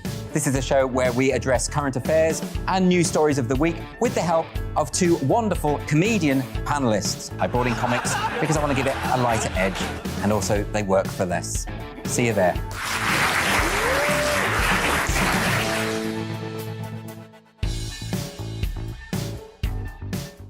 Hi there, it's Stephen and Anne. At breakfast from 6 a.m, you'll always be caught up with everything you need to know, the latest headlines, opinions and debates. We'll bring you the good news and the bad, but most of all, we're here for you. Remember, send in your views and let us know what you would like us to talk about. That's because we're your news channel. And every morning at 6 a.m, it's breakfast on GB News. I'm Dan Wootton. Join me Monday to Thursday from 9 to 11 for the feistiest and most fun news debate on TV, where free speech reigns. I'll bring you a sharp take on the day's biggest stories, bombshell newsmaker interviews, and A-list guests. And I guarantee you, no spin, no bias, no censorship, and no reason to go to bed. That's Dan Wootton Tonight, Monday to Thursdays from 9 on GB News. Join me, Darren Grimes, for Real Britain every Saturday and Sunday from 2 p.m. A news hour that comes with a trigger warning. Scorching hot opinion with prominent guests saying the unsayable and a little bit of weekend fun thrown in. Unlike other broadcasters, I won't be forgetting what the B in our name stands for. So howie in for Real Britain Saturday and Sunday from 2 p.m.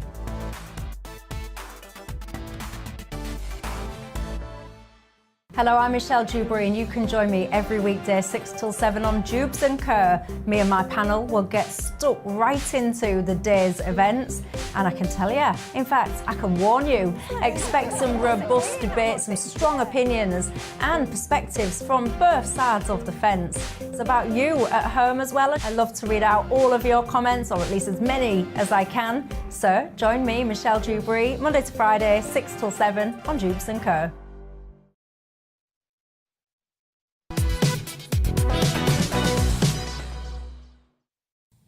Good morning, it's 11:27 and this is To The Point with me, Mercy Moroki, and Inaya Falarin Iman on GB News. We're live on your TV, online and radio. Yes, well, Boris Johnson is set to give approval for a nuclear power station costing up to £30 billion. This comes after ministers aim to reopen Britain's biggest gas storage facility. Yes, well, the Prime Minister is preparing to announce an in-principle agreement to offer funding to the Sizewell C reactor in Suffolk before he leaves office. This is despite concerns about creating a multi-billion-pound spending commitment for the next leader. Well, Senior Research Fellow at Imperial College and Nuclear Policy Analyst Malcolm Grimston joins us now. Thank you for coming on the programme. I mean, is this a bit too little, too late? We've got an energy crisis unfolding at a rapid rate, and actually there were moves to have nuclear power decades ago that was thwarted. So what do you think about this? Yes, I mean, they often say the best time to build a nuclear power station would have been 20 years ago. The second best time is now. My own view right the way through my working life has been that we should have been investing in nuclear, so at least we'd have an orderly handover from the present nuclear power stations, which are rapidly reaching the end of their lives now. Indeed, many have already closed, and a new generation coming on stream. But we are where we are. I'm extremely pleased at the announcement we're expecting from the Prime Minister, which in effect would mean the kit which is being used to build the plant at Hinkley Point in Somerset, which is well developed now, as each stage there finishes, the kit can move up to Suffolk and be used there, which obviously will be much more cost effective than starting from scratch, as we've done so many times in the past. And also, Malcolm, I mean, how long will it take for this to be up and running and providing the energy that we need? Well, actually, the phase that can be shortened is the licensing, and I noticed that Greg Clark, the minister, is talking about once a design has been proven, and we're already building this one, we don't need to go through many more years of planning and licensing. You're probably talking about 5 or 6 years for the construction program, and because the new reactor will be a twin, so about more than double the size of the dome you're showing at the moment, they'll be about 1.5 years, 2 years apart from each other. But one would hope, if we really got moving now, that the whole project might be taking 7 or 8 years. In other words, not quick enough to deal with the current crisis. But a lot of us are rather ruefully remembering Nick Clegg saying back in the early days of the coalition that they didn't want to invest in nuclear because it wouldn't be ready till 2022. Yes. Well, here we are, and we'd have been much better off if it was. Yes, well, last year EDF Energy estimated that the Sizewell C plant would create 5,000 to 8,000 local jobs during construction, and it would take about 9 years. But today we are talking about the sad news that Bill Turnbull has died at age 66 after a long battle with cancer, and this is something he was quite passionate about, one of the causes. And last year he spoke to a public a hearing on this issue, and he said it's going to completely destroy the wildlife in that area if Sizewell C was built. He said he was speaking for the voiceless on this issue. What do you say to people who are saying this is environmentally damaging for what is a gorgeous protected area? I mean, however we get our energy, it has very serious environmental consequences, whether it's enormous wind farms, which can cause huge problems for bird life and take up a lot of land, solar panels, which involve covering huge swathes of the countryside and, in effect, neutralizing them. Clearly, we know about the environmental effects of oil and gas. It is certainly the case that any industrial project of this scale will have some detrimental effects on the local environment. And we have to recognize that getting the environment right is a matter of balancing the various environmental consequences rather than pretending that there are no environmental consequences. If built, Sizewell C will probably have an operating life of 60, if not 80 years, producing about 7%. So every week, half a day of our electricity would be coming from Sizewell C, an enormous contribution, and all of it low carbon. And when we're talking about protecting our coastal areas and protecting wildlife, dealing with climate change is to my mind, the single most important, I think to many people's mind, the single most important environmental problem we're facing. We're seeing the desperate devastation in Pakistan at the moment, for example. Well, just one more question, just very, very quickly. I mean, do you think that this goes far enough? Because there had been a moratorium on fracking as well. I mean, do you think that we need to be being even more ambitious when it comes to our energy policy? Very quickly. Absolutely, yes. I think we should now be... We have a number of sites which are more or less ready to go for new nuclear stations, and I think those should be developed as rapidly as possible. We do know from the 1970s that once the nuclear industry gets in its stride, it can produce enormous amounts of plant in a relatively quick period of time. And so we need to get into that position. Yes, well, thank you for joining us this morning to talk about that. We, of course, will keep an eye on that story here on GB News. Senior Research Fellow at Imperial College and nuclear policy expert, Malcolm Grimston. Indeed. Well, after the break, we will be talking about Shamima Begum, a new book claims she was smuggled into Syria by a Canadian intelligence agent, and then the UK tried to cover it up. But before that, a look at the morning's news.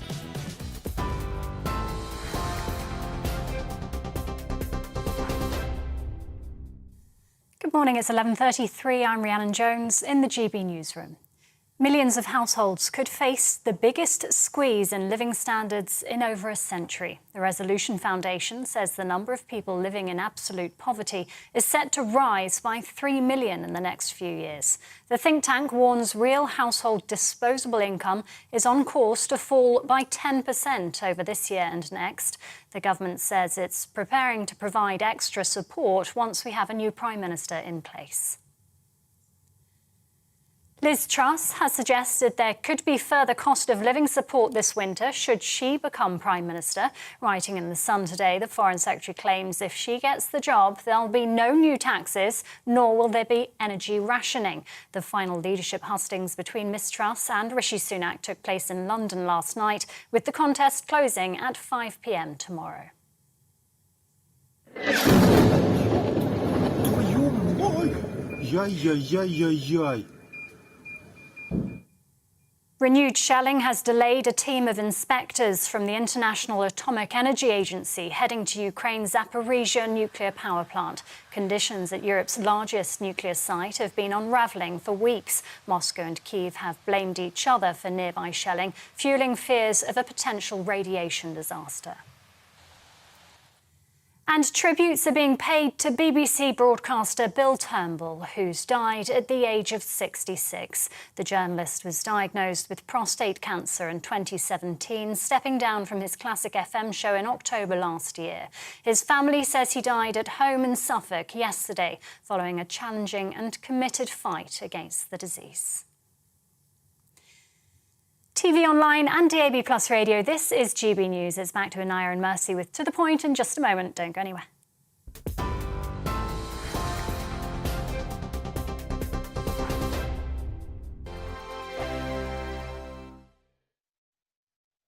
Join my show Farage, 7 p.m. till 8 p.m. Monday through Thursday. And there you will get opinion, analysis, debate, and I'll cover stories that nobody else dares to touch.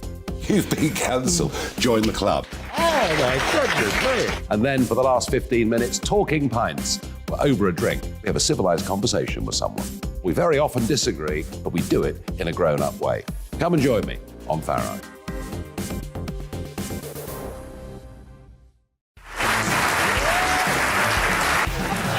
My name is Andrew Doyle. Join me every Sunday evening at 7 p.m. for Free Speech Nation. This is a show where we address current affairs and news stories of the week with the help of two wonderful comedian panellists. I brought in comics because I want to give it a lighter edge, and also they work for less. See you there.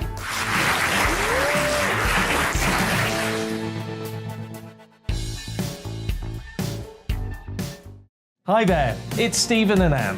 At breakfast from 6 a.m, you'll always be caught up with everything you need to know, the latest headlines, opinions and debates. We'll bring you the good news and the bad, but most of all, we're here for you. Remember, send in your views and let us know what you would like us to talk about. That's because we're your news channel. And every morning at 6 a.m, it's breakfast on GB News. I'm Dan Wootton. Join me Monday to Thursday from 9 to 11 for the feistiest and most fun news debate on TV, where free speech reigns. I'll bring you a sharp take on the day's biggest stories, bombshell newsmaker interviews, and A-list guests. And I guarantee you, no spin, no bias, no censorship, and no reason to go to bed. That's Dan Wootton Tonight, Monday to Thursdays from 9 on GB News.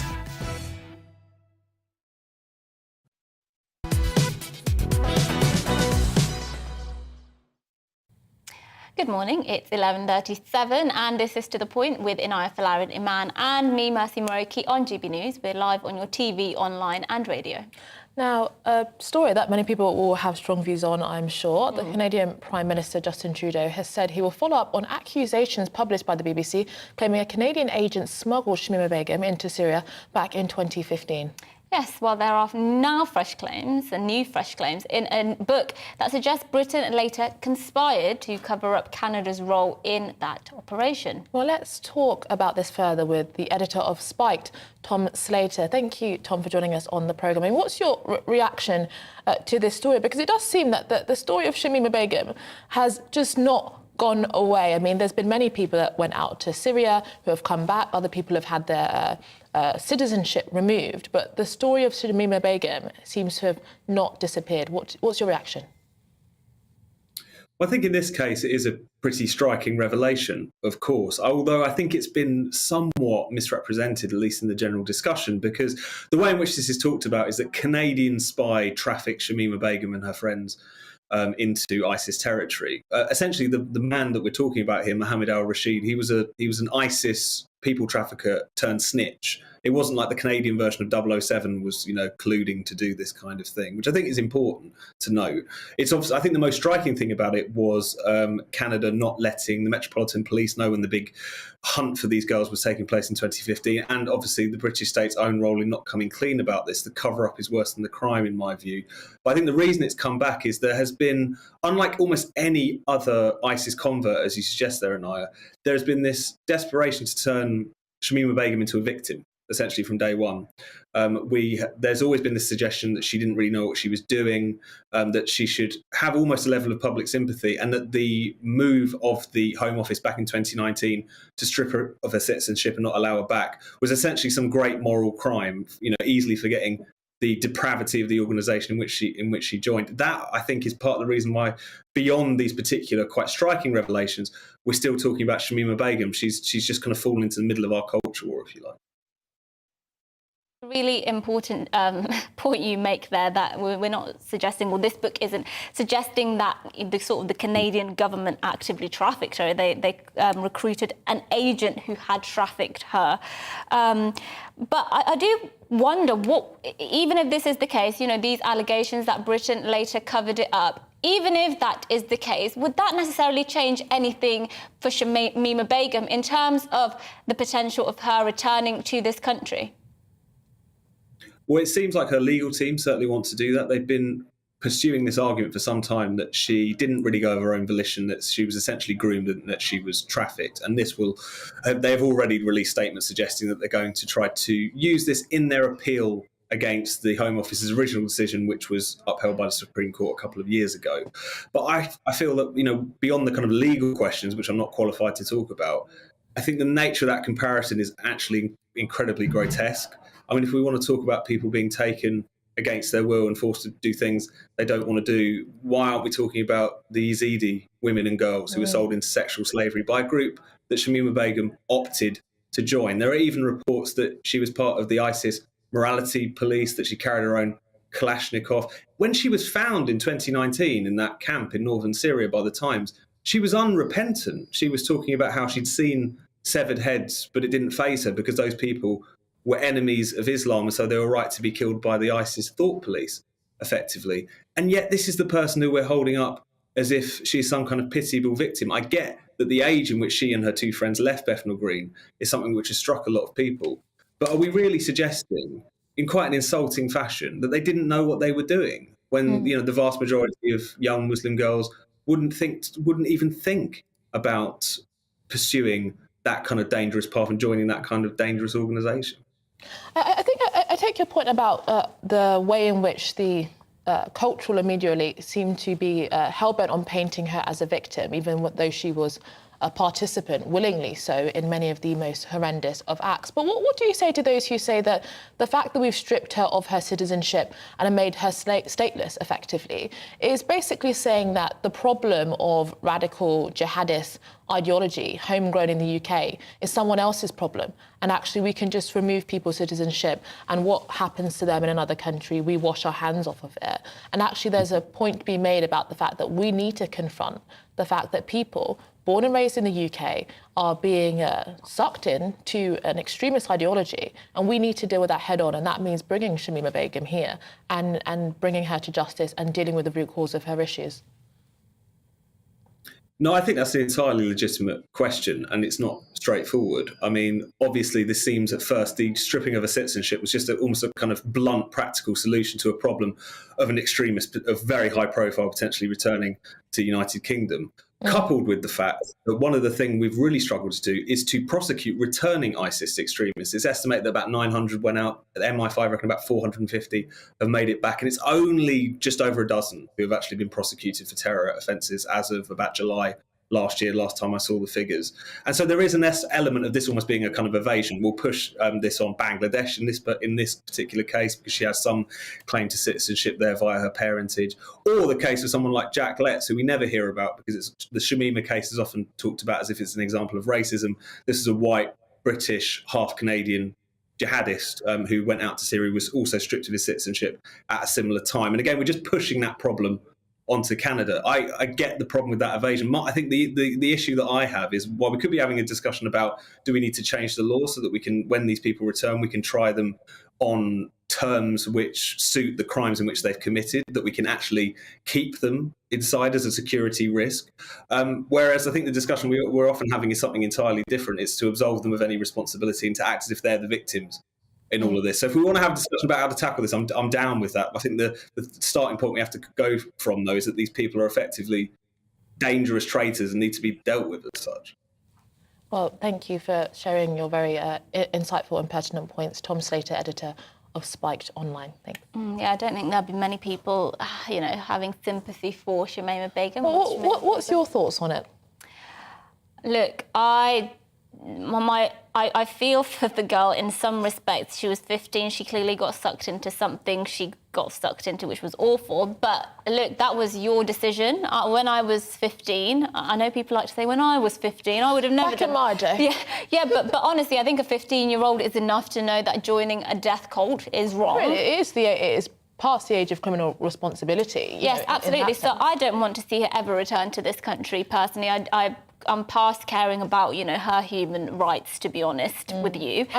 She did some really grievous things and joined an organisation which did some horrendous things, and I have absolutely no sympathy with her. I don't want her to come back. Yeah, and it is a bit odd, I find, the way in which she has been almost kind of held up as this innocent, grooming victim, when actually there are hundreds of people that travelled. Many of them are still there, some of them returned, and some of them have actually been part of committing absolutely sickening, horrendous acts. And I think we do need to remember that. But the only thing that I do think is that we cannot just ignore the fact that there is, I think, 30,000 people on the terror watch list in this country. There is a huge problem of homegrown extremist, hardcore, radical jihadist ideology, and we cannot just wash our hands off of it. And I do worry that the Shamima Begum situation is a way that we just kind of say, well, we can make them stateless, ignore them, put them in Syria and Iraq. Yeah, I suppose when they're not in the country, though, they do, by definition, pose less of a direct threat. So I would prefer that, the resources be put into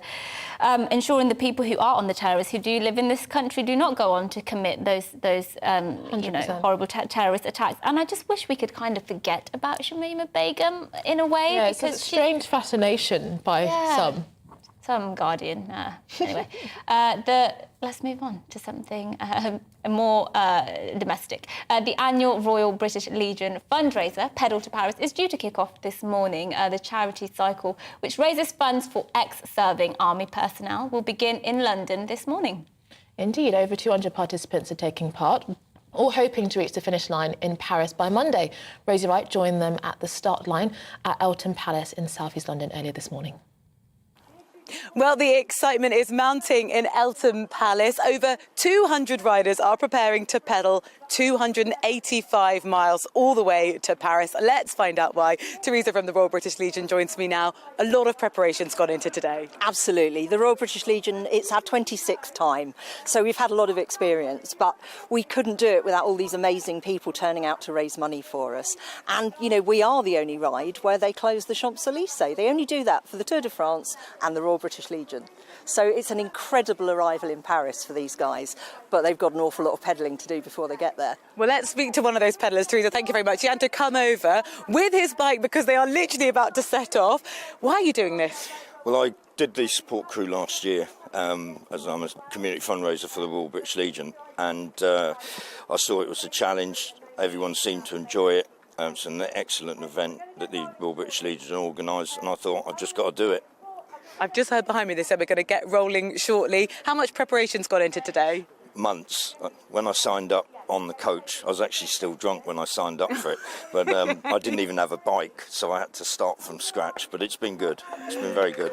And just tell me why you're doing it. Well, as I said, I work for the Royal British Legion, and it's an excellent cause. It supports the armed forces community, past and present, and it's worth supporting. And also, it's for remembrance as well. And you're ex-service yourself? Yes, especially this is the 40th year of the Falklands War. So when we stop off at some of the villages and have a few, remembrance services, it will be time to reflect on, things that have happened in the past. Good luck. Anything you're nervous about? hills. Yeah, that makes sense. We'll get those quads going. Thank you very much, Andy, for speaking to me. Teresa as well. Look at all of this. They're getting their final sort of briefings, information, and imminently they will be pushing off all the way to Paris. Well, that was Rosie right there. With those cyclists, I would never take on such a challenge. Why not? I don't know. I like being at home, all cosy. I'm not quite outdoorsy. I've become more outdoorsy as I got older. I'm outdoorsy, but not if it involves too much moving. Yeah. Fair enough. Just slow walking in the countryside, that would do me fine. The sweet life, I think. Yes. Let's go to some of your views towards the end of the show now. So let's see what you've been saying. Lots of you getting in touch about the conversation we had earlier about single-parent families. New data has come out which shows the extent of single parenthood in this country. Well, Pete says, thank you for pointing out this problem. Without discussion, the situation cannot be improved. Thank you for your view, Pete. Steve says, we all have the opportunity to abstain or use contraception. We all have the opportunity to choose who we start a family with. So not very sympathetic necessarily to people who end up single parents. Indeed, and many people sending messages about Shamima Begum. Audrey has said Begum is a vile woman involved in ISIS, who has committed the most atrocious tortures against humankind. She should never be allowed back in the UK, and we need to stop the victim line. Someone else has also said stateless. No, she chose her state, the medieval Islamic state in Levant. She chose her national state identity. And, you know, some people have argued that effectively, you know, she is a traitor, that even though that does sound like quite an archaic label to put on people, she actively chose a particular ideology and movement which is hell-bent effectively on destroying the UK. Was there ever any suggestion that she personally committed, you know, these atrocities that she was obviously supporting? But it was there any... I find it very difficult to believe that she was under any illusions about the kinds of things that ISIS were involved in, not least because they promoted it. They would make those high-value videos. Personally, I just wonder what the evidence is that she personally committed. But it is a crime to join a prescribed organisation. Yeah, it's just that viewer said she committed some... I don't know what she did, obviously, I wasn't there. But it's a complicated story, I think, is the bottom line of it all. But it's towards the end of the show now, so we're going to take you through some of the lighter headlines of the day that you might have missed. Yes, well, erotic novelist Lisa Hilton has suggested that the online dating scene has dehumanised most women.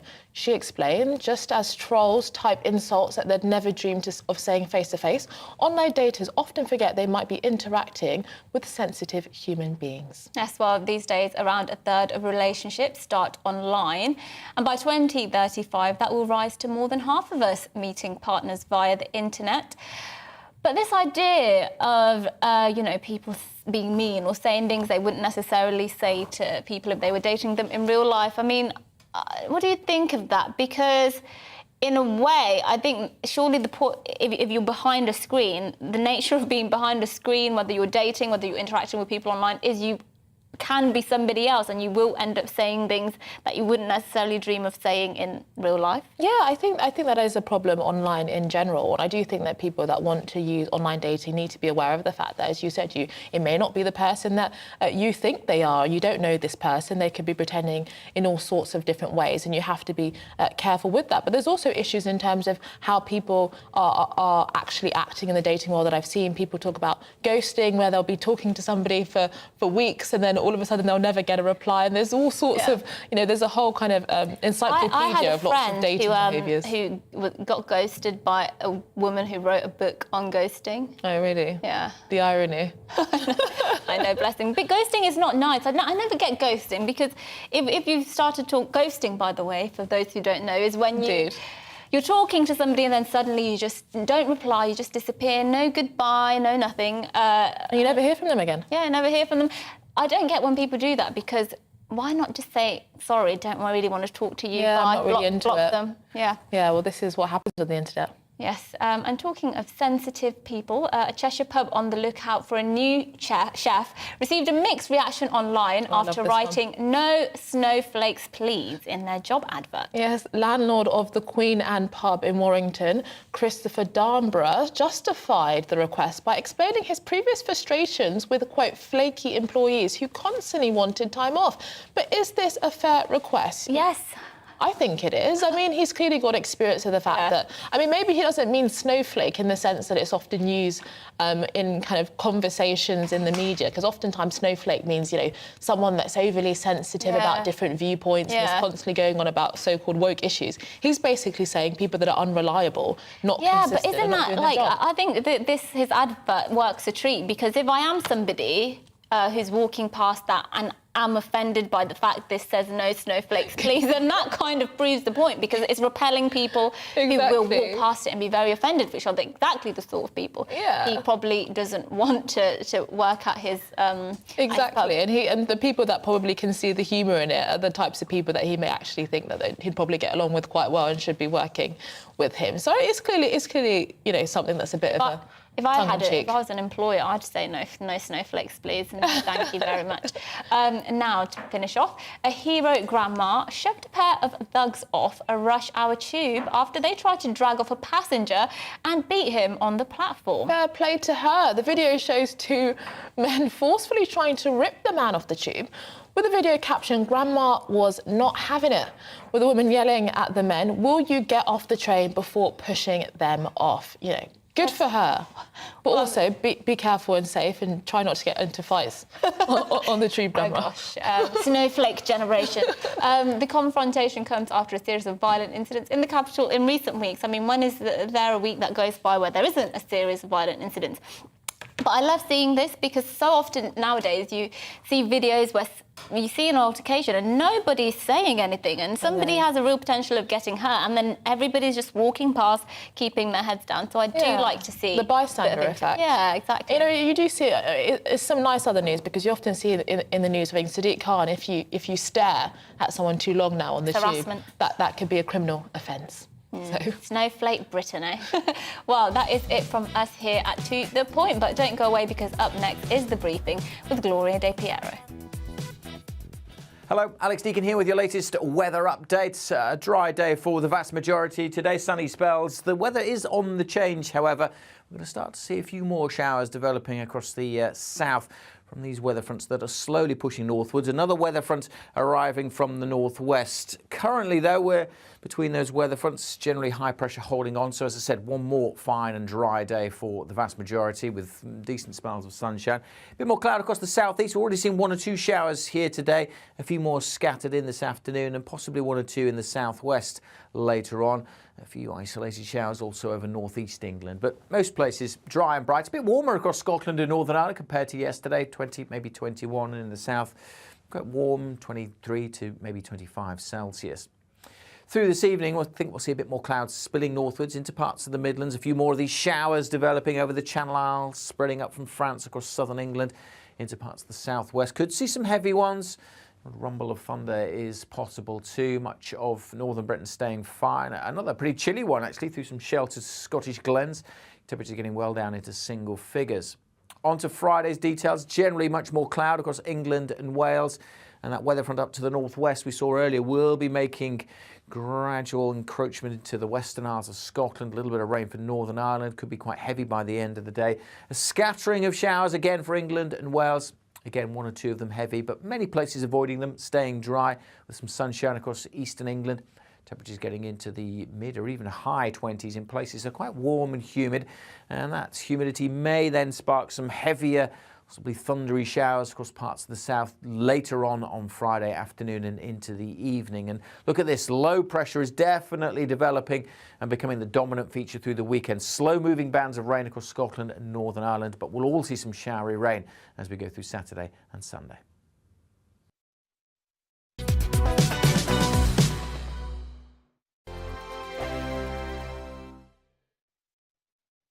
Join my show Farage, 7 p.m. till 8 p.m. Monday through Thursday, and there you will get opinion, analysis, debate, and I'll cover stories that nobody else dares to touch.